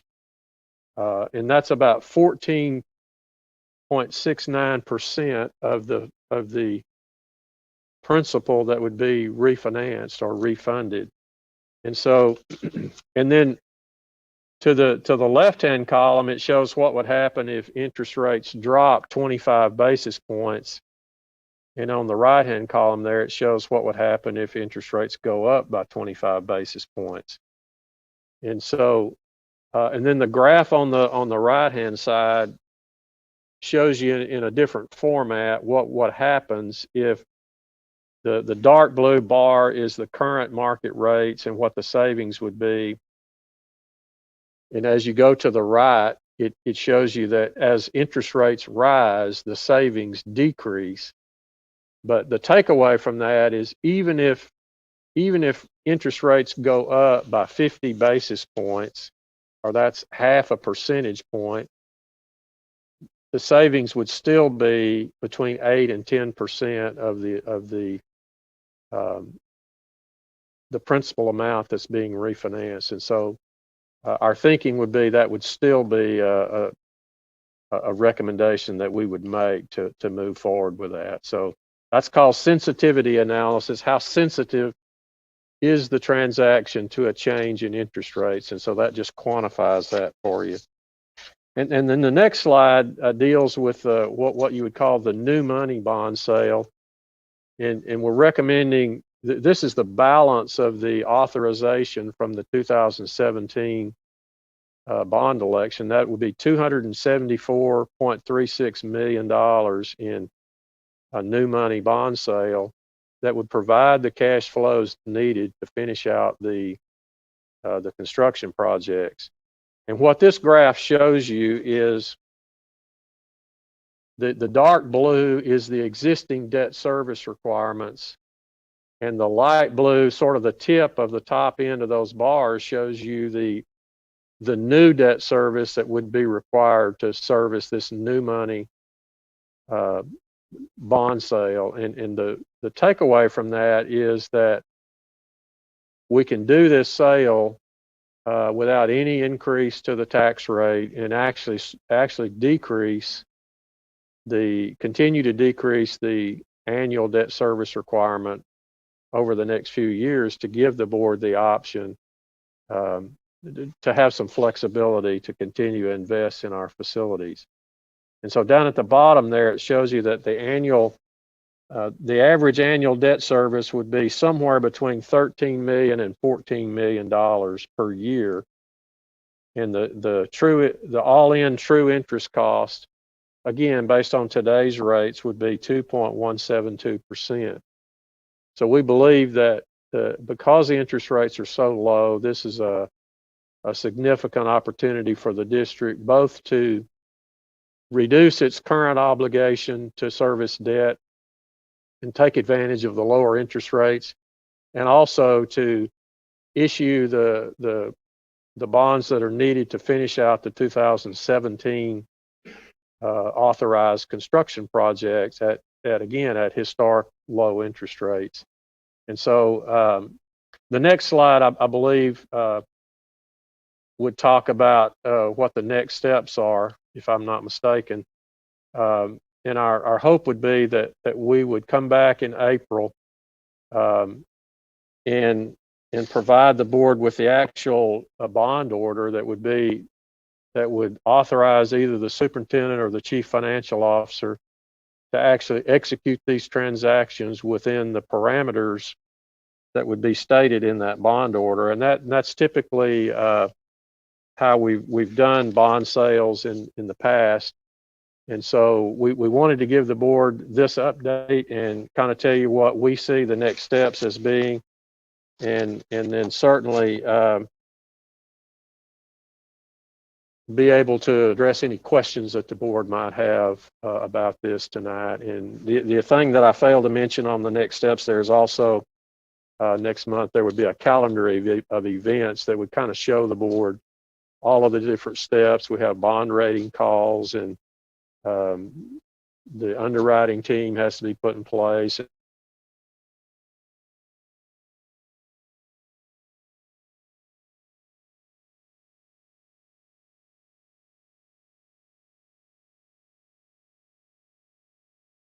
Thank you, Mr. Ball, for a very comprehensive presentation. Trustee Norman Robbins has a question.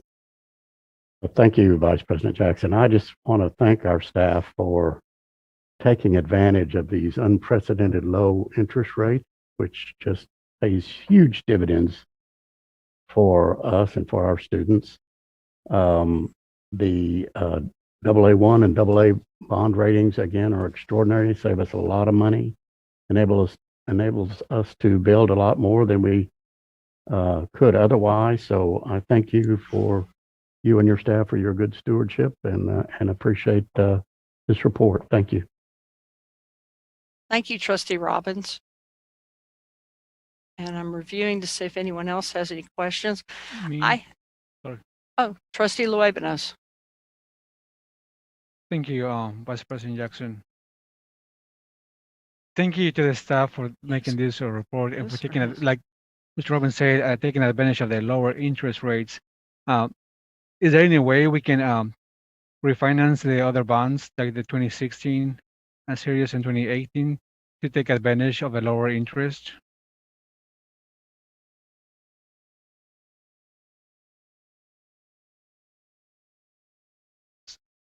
Perhaps you could, why don't you come on down and you can use Deputy Superintendent Molinar's computer. We'll ask that the public hangs with us for just a moment while our CFO sprints down the 9 steps. He's now moving to the left, which would be stage right. Ms. Molinar has surrendered her chair. Great foot speed there. And I would say this staff has moved from A-team to the matrix. That was a pretty good play-by-play right there, Trustee Jackson. I have to say, I really appreciate this since I'm not there in person to experience it myself. Well, thank you for this report, and thank you for taking advantage of the lower interest rate.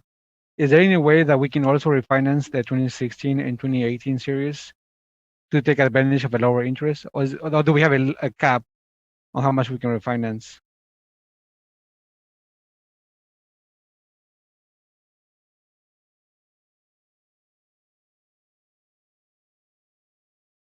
Okay, now can you hear me? Yes. We can only refinance the debt on the call date typically what happens when we sell bonds in the municipal bond market, the investors want to know typically that they want a sort of a safe period where they're going to know what their return is. And so that's typically been 10 years, although there is some flexibility as we sell bonds, what that call date could be. But the way ours are structured is it's a 10-year call period. And so what happens is for that 10-year period, you're really not able to refinance them unless there's such a gap between the current rates of interest and the interest that's on the existing debt. Then you can do what we're proposing, which is an advance refunding. But the further away from the call date you get, the harder it is to make that work economically, because it has to be a very significant gap between those two interest rates. So because 2016 is only between 3 and 5, and we're now within the 10 years. Yeah, they will not be callable until the year 2026. And so the only way that would work is if there's such a gap between those rates that you could go 5 years earning interest in an escrow account and still make it economically feasible. So you generally got to be a little closer to the call period. And that's what we're recommending here is the 2014 and 15 bonds. We're still like 3 years away, but if you get much further out than that, then it starts to not become feasible. And that's the value that the financial advisory team brings to the table, is they're watching these things and they're doing all these present value calculations and coming to us with recommendations on what to do. And so that's that graph that was at the bottom right-hand side of that slide. That shows you what's callable in those respective years. And so if interest rates remain low, I think the future is bright in terms of our ability to refinance those and lower our costs moving forward. And again, that's part of the good planning, I think, that's been done in the past by the finance team. And to leave the board with that kind of option as the years, as the calendar continues to flip over, we will have further opportunities to do that. And for the rest of 2017, we are taking advantage of the lower interest rate for the $274 million.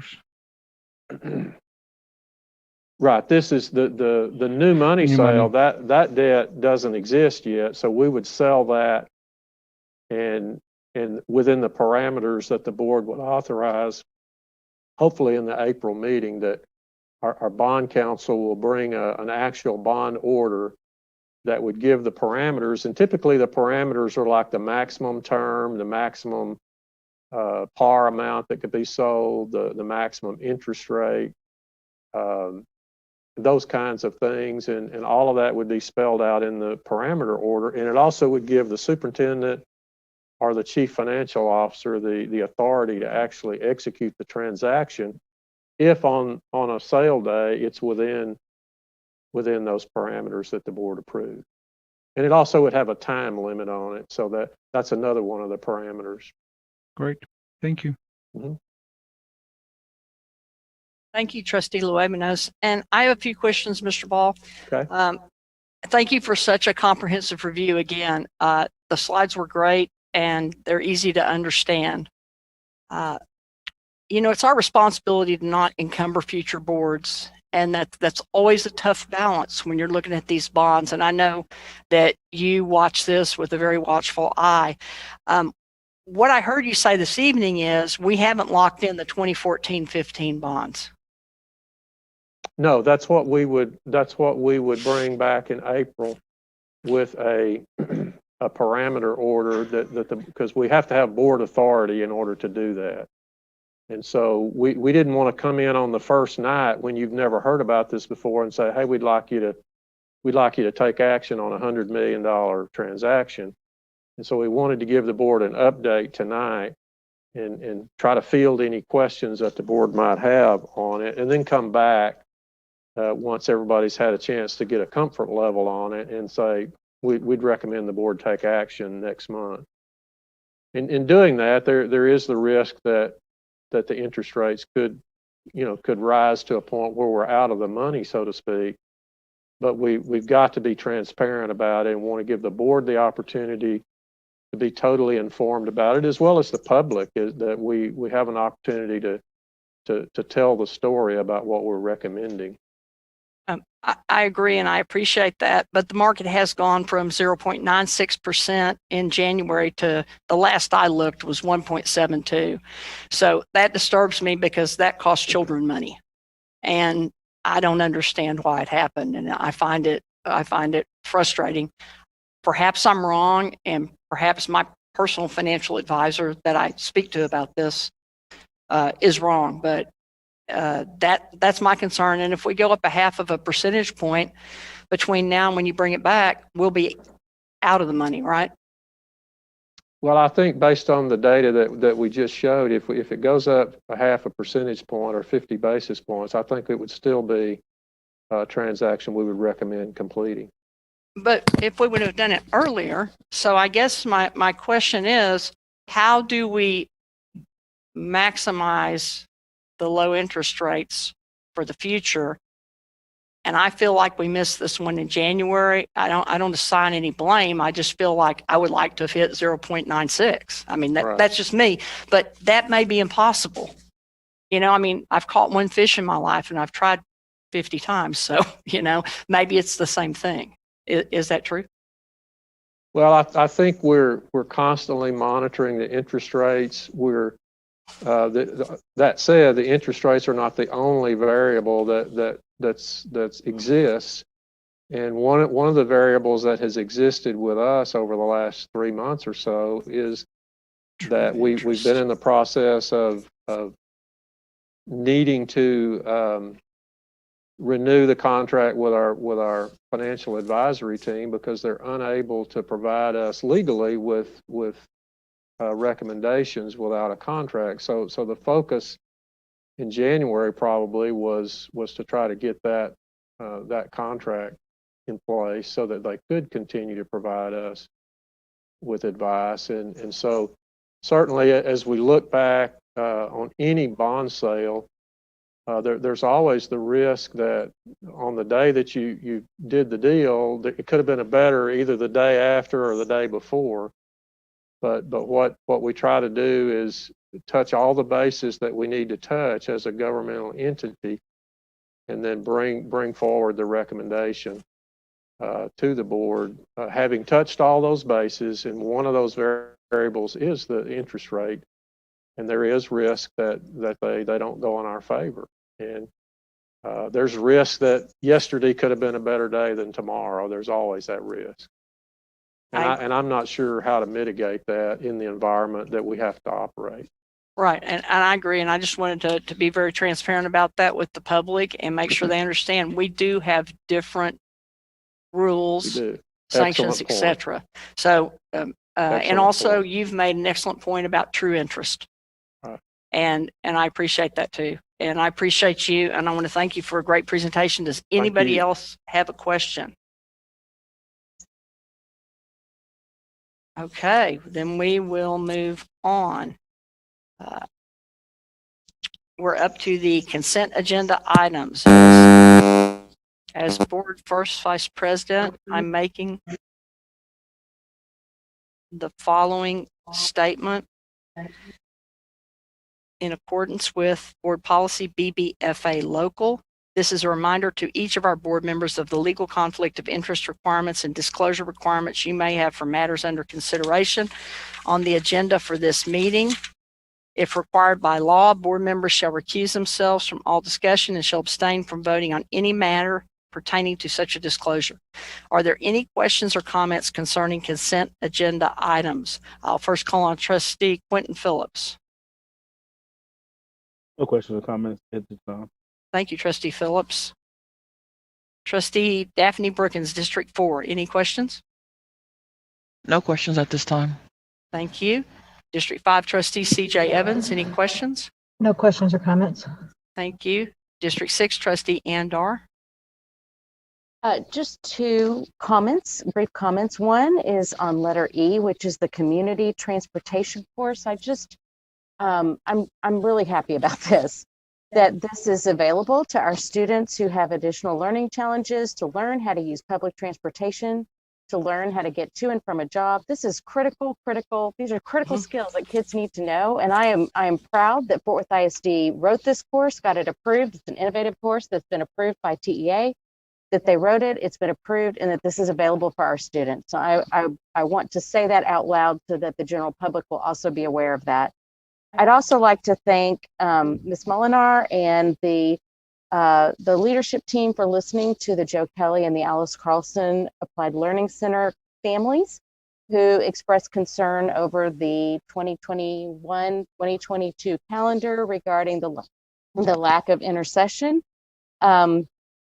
Thank you for doing the work and providing the surveys so that this is back on the agenda and that those parents and those communities are being heard. So thank you very much. Thank you, trustee Dar. Any other questions? Okay. I'm sorry. Oh, I'm sorry. You're exactly right. District 7, trustee Norman Robbins, any questions? No questions or comments, Vice President Jackson. Thank you. District 8, trustee Anael Luebanos, any questions? No questions. Thank you, trustee Dar. Trustee Paz in District 9, are you with us?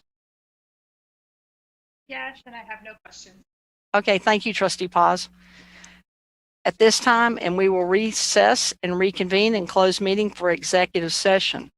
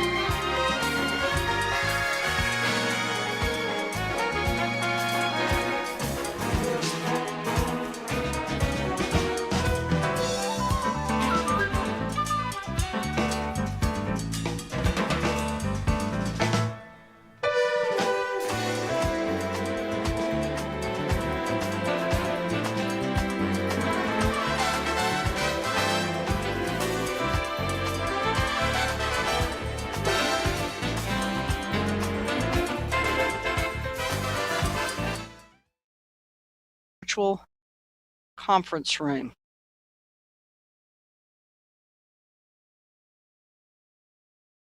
With a quorum present.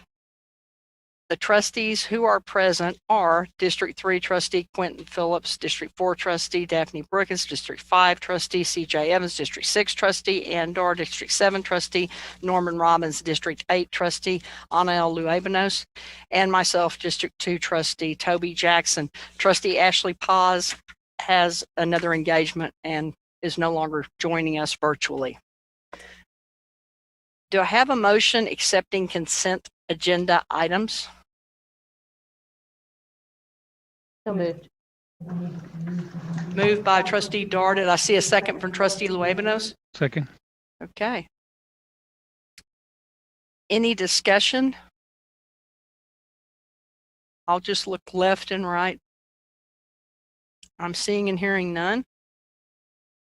Please move to voting as I call your name. Trustee Quentin Phillips. Yes. Trustee Daphne Brookins. Yes. Trustee CJ Evans. Yes. Trustee Ann Dorr. Yes. Trustee Norman Robbins. Yes. Trustee Anael Luebanos. Yes. And I am Trustee Toby Jackson. I vote yes. And the motion passes unanimously with 7 votes.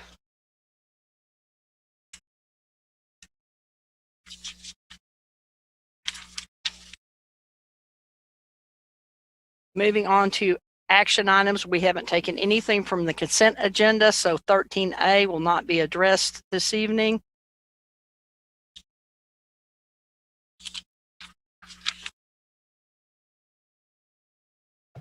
And we will move on to 14 action items. I've got a motion. Trustee CJ Evans.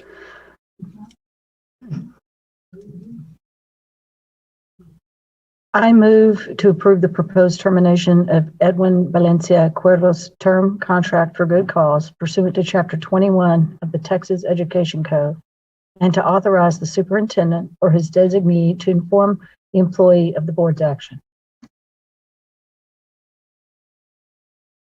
Second. Second from Trustee Robbins. Any discussion? Looking left, looking right, seeing and hearing none. District 3 Trustee Quentin Phillips, may I please have your vote? Yes. Trustee District 4 Daphne Brookins. Yes. District 5 Trustee CJ Evans. Yes. Trustee Jackson, if I may just ask a quick question, what agenda item are we on? Are we on B? I think we're at 14A. Should we be on 14B? Yes, ma'am. Oh, well then we get to start over, I bet. Yeah, just so the record is clear. Council, so we want to start over and say 14B and then reread the motion from Trustee Evans? Oh, you're fine. Never mind. No, I'm sorry. You switched this PowerPoint switched, right? Okay, so yeah, they were yes, ma'am. Let's start over again. So now we're on the right agenda item, 14B. 14B is where we need to go.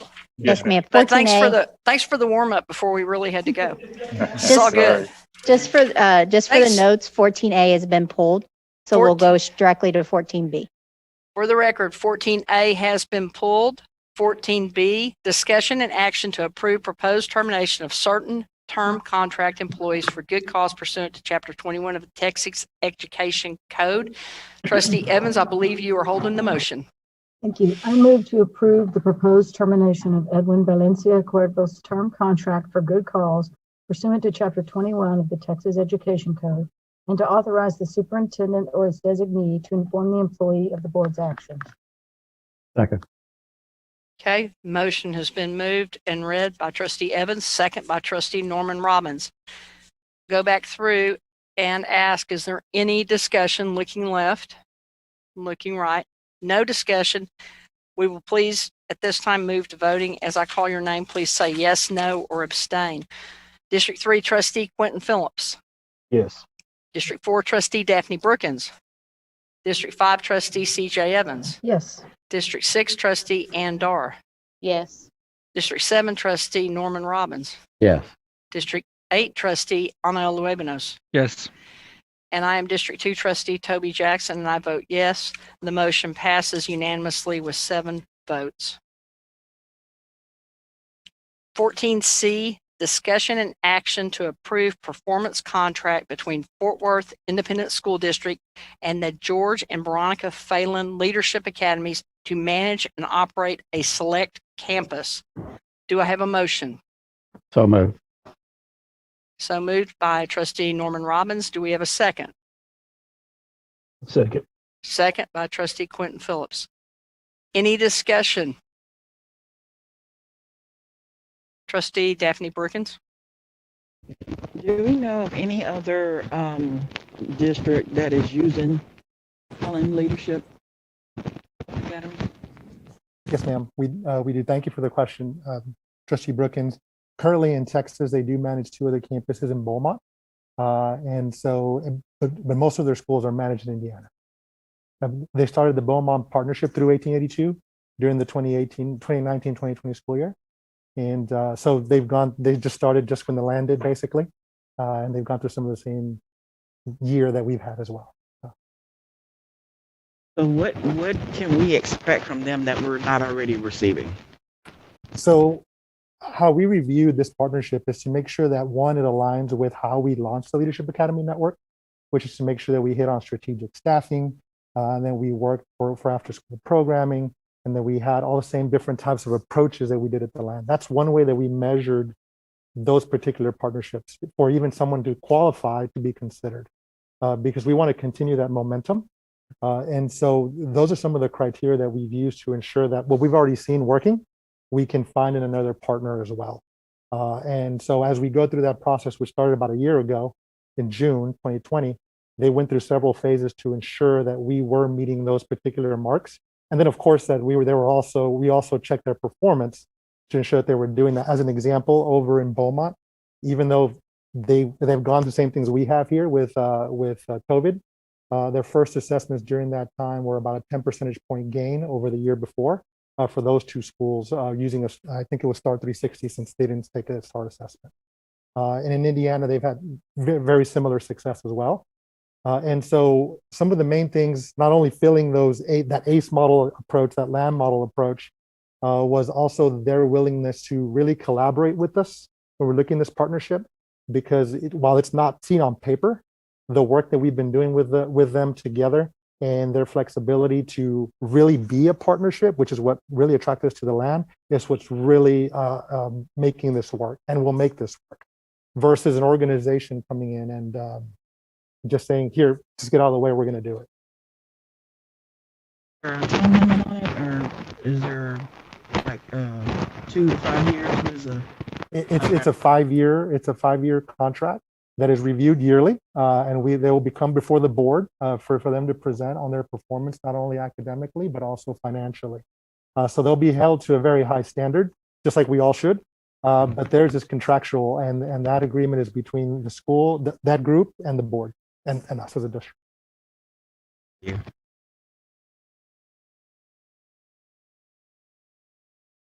Trustee Andor. Thank you, Vice President Jackson. So who in Fort Worth ISD is overseeing this partnership? I'm probably looking at that person, I'm not sure, but just to confirm, who's really making sure that we're getting out of this partnership what we expect to be, and that this organization is not only providing rigorous and appropriate Texas education based on the Texas academic standards, but also that that this organization is meeting the standards of how we treat children and how we foster social emotional learning and how we foster a school climate so who's kind of overseeing all of that, because those are critical pieces. It's not just the academics certainly are important in the classroom, but they're affected by all those other pieces. Ms. Starr, that's a great question. This is going to be very similar to our partnership with our Leadership Academy network with Texas Wesleyan. Dr. Sines has daily interaction. No, we do not manage those campuses and would not manage this one per se. However, like he has explained, it would be a partnership where we want to also be a liaison with the resources that they will opt in here at Fort Worth ISD. So that's what's going to make our partnership very strong and oversee the contract, because just as much as we want to be involved with them, they want to be involved as a district, because they're going to need our resources to continue the daily running of a campus. So Dr. Sines oversees it directly. However, we meet constantly. I know, sorry, but we meet constantly, as well as with our CFO. We review the contract, the legal, they're very involved. But we like to think of it more as a support system than a supervisory. And just like Ms. Dilly has come to give reports on the land, we would, of course, ask Mr. Phelan and his group to come and give you updates, which is part of their contract as well. It's an ongoing partnership. We have several, as an example, this Friday, we're meeting with the land to talk about their budget for next year. And those happen on a monthly basis, just with the budget alone. And then, of course, we still have those walkthroughs with them as well. And we've engaged the academics department and other divisions as well as we review this potential partnership. And they'll be involved in the process as well.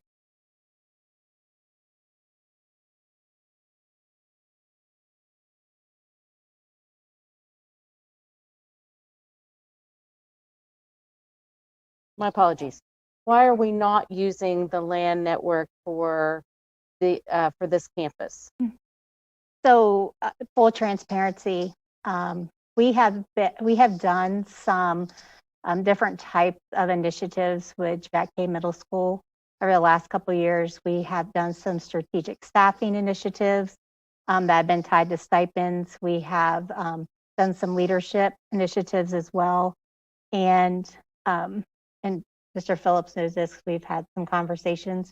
You know, really, as a team, as you like to call us, and as a district, we just feel like we have not been able to provide and stabilize Jack K to really see the growth that it needs to receive. We want to do something different. We want to be outside the box for Jack K, innovative. The community deserves it. The students deserve it more than anyone. We have our students from Logan Elementary feeding into Jack K, who are being very, very successful. And we want to not only sustain it, but gain that success. And then that leads into Dunbar as well. And we want to make sure we're giving Dunbar every opportunity to thrive as a high school. Sometimes we have to do something different and see if someone else has the answer for our students and our community. And that's our commitment. It was our commitment last year, before last year. We knew Jack K needed something different. And so we spent a year searching, and we feel like, you know, Phelan is going to be able to provide that. Last question. Is my mic on? Okay, sorry. We are just really kind of technologically challenged this evening, and I apologize for that, myself included. Will the teachers who are working there and the staff receive any kind of a stipend? And will they have to those who are already employed there have to reapply in order to continue to work on that campus? Definitely. So Phelan's approach, should this pass, is that they don't like coming into a campus and just assuming that everything is going wrong. They want to come in and work with the campus and work with those teachers and really evaluate the entire system. They've already met the principal, for example, a little early on, just to target the whole get to know you process. After they go through that, then they'll decide of how it would work with the teachers on that campus. Usually they retain about 85% of the teachers on the campus. That's their usual track record. Now, with regards to the payment of teachers or extra incentive pay, that's also in discussion. Nothing's been finalized because we haven't finalized the full budget as we go through the budget year, but they do have an intention, and that's something they have done before, even in Beaumont, to incentivize their teachers to stay on the campus. But it hasn't been decided yet, as pending the approval. Thank you. Trustee Quentin Phillips. Yes, ma'am. Thank you, Vice President Jackson. And thank you to Trustee Bookins and Trustee Dar for those questions. Those were very poignant and important questions to be able to ask, particularly Trustee Dar, the one you asked about that accountability from our side, who's going to be, you know, the go-to person who's overseeing and making sure that we're getting what it is that we are signing up for. You know, kind of earlier, some of my comments, I was, you know, taking off my trustee hat and putting on my parent hat a little bit. Well, it's the same thing here. It's kind of taking off my trustee hat a little bit and putting on my alumni hat, right? So J. Martin JK, showing my age, it was Dunbar Middle School at the time when I was there, but it's the school that I attended and the school that I was promoted from to go to Dunbar High School. So it means a great deal to me that we get this right when it comes to this school. Because, when we got some of those numbers back, particularly when I first got on the board and we began getting reports about our middle school and seeing what was happening, particularly in the South and East Side middle schools, these F's, and how bad we really were servicing our kids and our families over there. It was very, very disheartening. And so, we haven't had the type of consistency, at least in my own opinion, that we've really needed, particularly in that school, because that's a school I know about and came from myself. And so my hope is within this, as we do this vote, I've said this privately to some of y'all, but publicly saying it too. It's a vote of trust, really, that we're steering this thing in the right direction and that we're about to try to really push the resources there to say, okay, if we know that the students there are not the problem, that they're capable, us adults got to figure it out.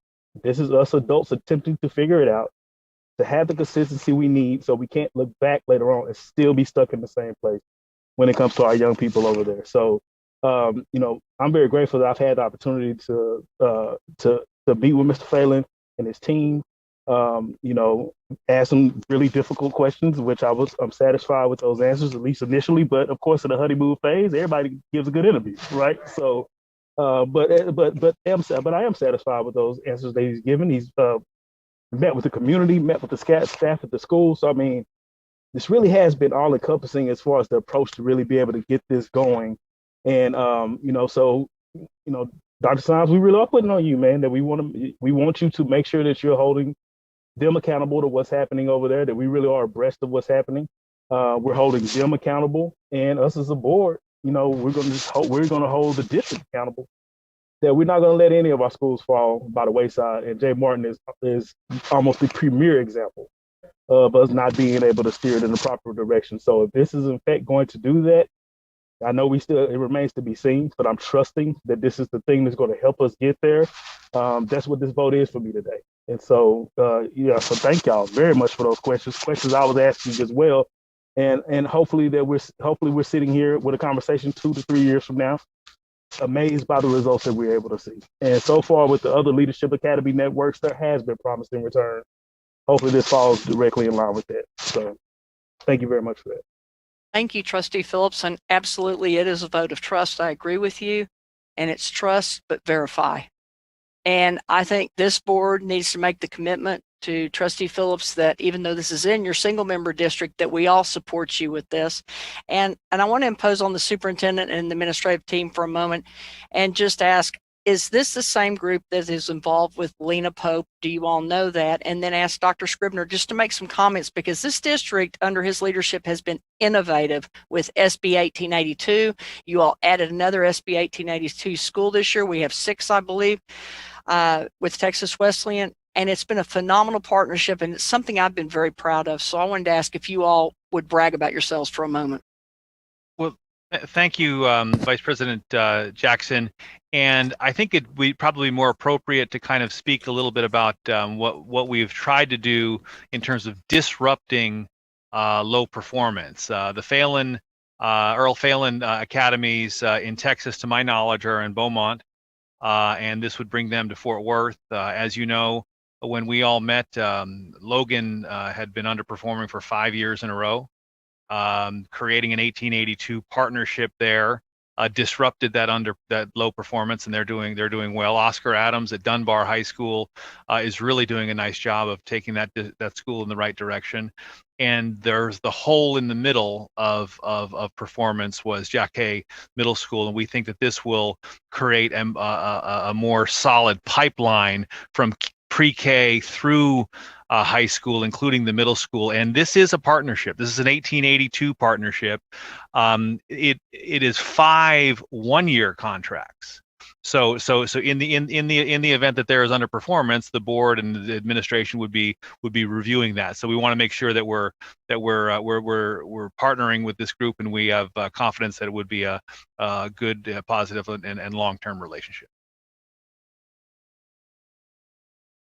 Just that it is a 5-year. It comes for review every year, and not a renewal. It's more of like a review. They have to meet their goals, similar to land. So I just want to clarify, it's a little different than most of our RFP contracts or contract with vendors.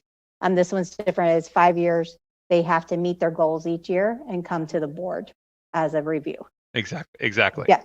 I think it would be interesting for the board to just an exercise in learning for us to see what they need to meet and how that's a little bit different, because this school is a little bit different. And I agree with Trustee Phillips.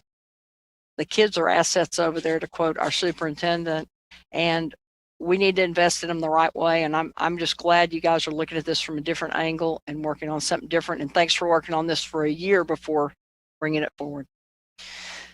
Okay, so if you all are ready, any other discussion?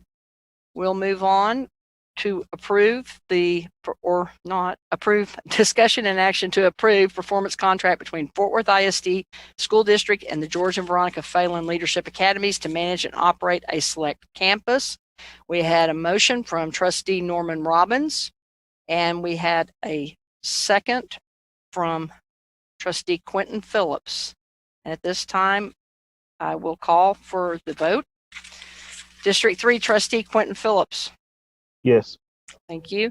District 4, Trustee Daphne Brookins. Yes. District 5, Trustee CJ Evans. Yes. District 6, Trustee Ann Dar. Yes. District 7, Trustee Norman Robbins. Yes. District 8, Trustee Anael Luebenos. Yes. And I am District 2, Trustee Toby Jackson, and I vote yes. And that is a unanimous vote. At this time, we are going to move on to comments from board members and from our superintendent. If you just want to raise your real anatomical hand instead of using the virtual one, since we're all back together almost, we're just missing President Ramos and Trustee Paz. So I can't hear. Who? Oh. Is he here? Oh, I'm so sorry. Mr. Phelan is here. Before we move on to those comments, Mr. Phelan, would you lead us off?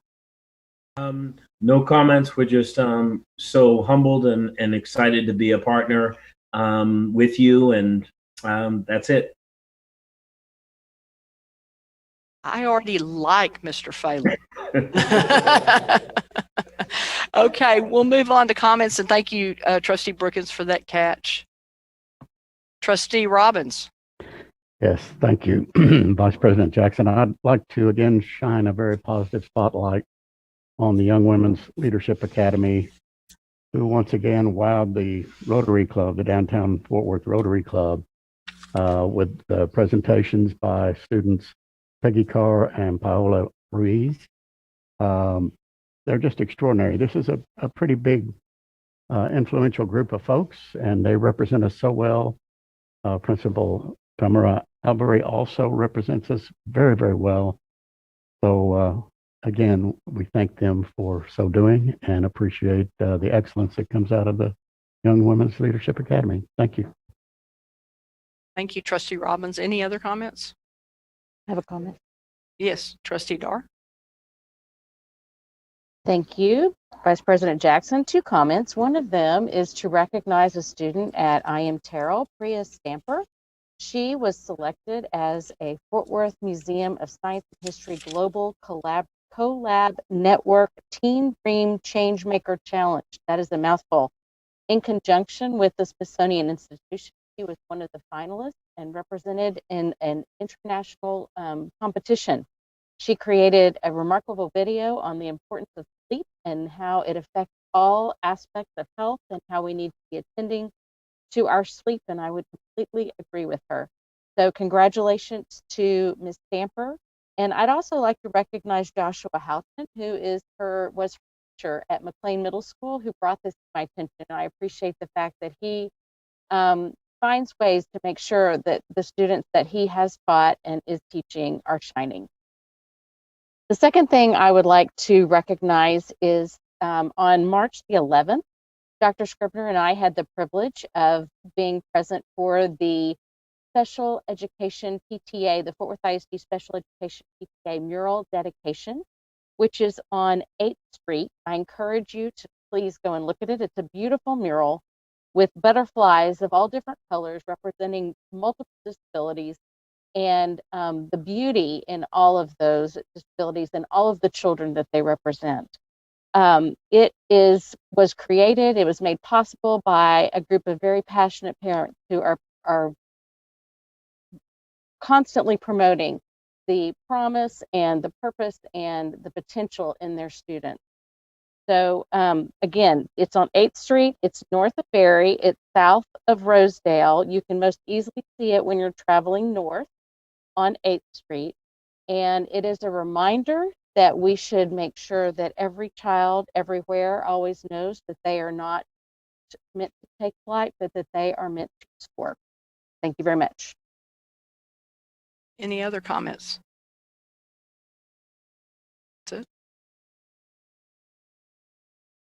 Okay, my comment is to Dr. Sines and his CCMR team and the presenters from TCC in the city of Fort Worth for partnering with me to put together the virtual civil service career spotlight. It was on March the 9th and the 10th, and it highlighted careers in police, fire, emergency medical services, and corrections for our 4th, 5th, and 6th and 7th graders.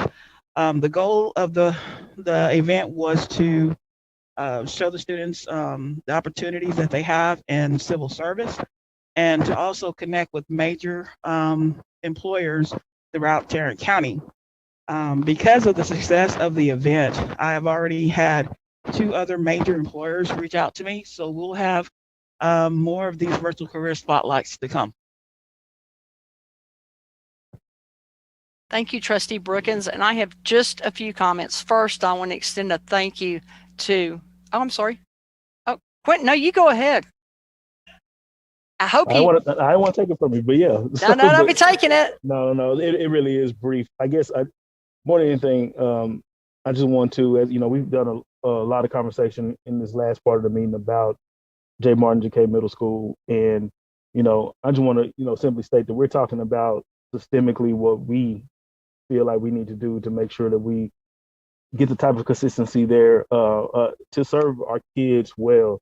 But you know, in doing so, I want to make sure that I highlight that we have Principal Foreman over there now. She's only been able to be there a year, and I am so incredibly proud of the job that she has been able to do since she's been there in that short period of time so far. So as I guess I didn't want to convolute things to be like, you know, we got to fix it, so we're doing this thing without pointing out that it's an incredible sister over there already doing some really remarkable work. So shout out to her, thankful to her for what she's doing. And we just hoping that this new partnership strengthens the transition that's already beginning to happen over at J. Martin. So that's all I had, Vice President Jackson. The floor is back to you. Why, thank you, Trustee Phillips. On those comments, I'd like to thank our Superintendent, Kent Scribner. A few trustees came to him and asked that we could please get vaccines for our employees. And of course, they were already working on it, but we like to ask. So at 9 o'clock at night, he received a call from Barclay Burdan from THR, and you all organized this for our team. And I just wanted to say thank you, job well done.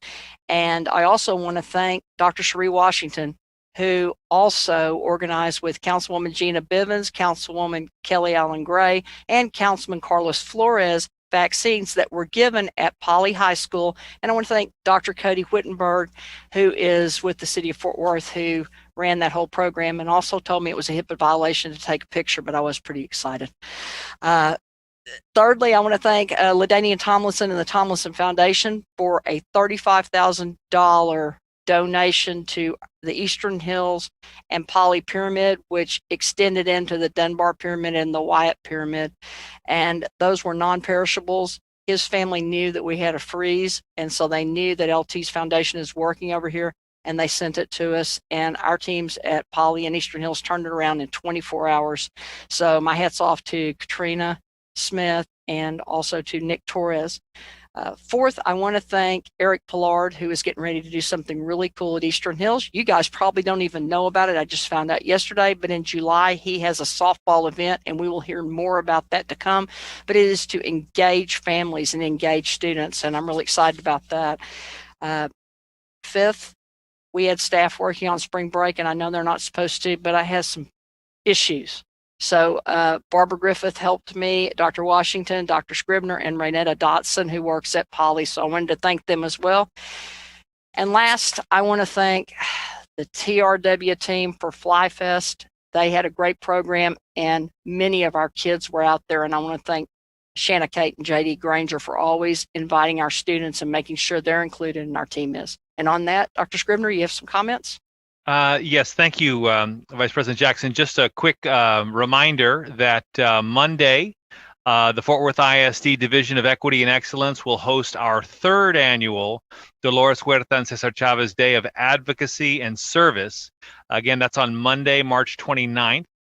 We invite students, parents, staff, and community members to participate. The event begins at 9 a.m. with a rally and a keynote Zoom address from Dr. Jose Angel Gutierrez, the 2019 United States Hispanic Hero Award recipient. Following that keynote, there will be several virtual breakout sessions focused on advocacy and also a few in-person community service projects. To register or get more information, please go to Fort Worth ISD's website or the Division of Equity and Excellence Facebook page. We look forward to seeing you all on Monday. Thank you. Thank you, Dr. Scribner, and thanks to the entire team, and thanks to the board for being here tonight in person. Pretty cool to all be together. And on that, at 8:38 p.m., we are adjourned.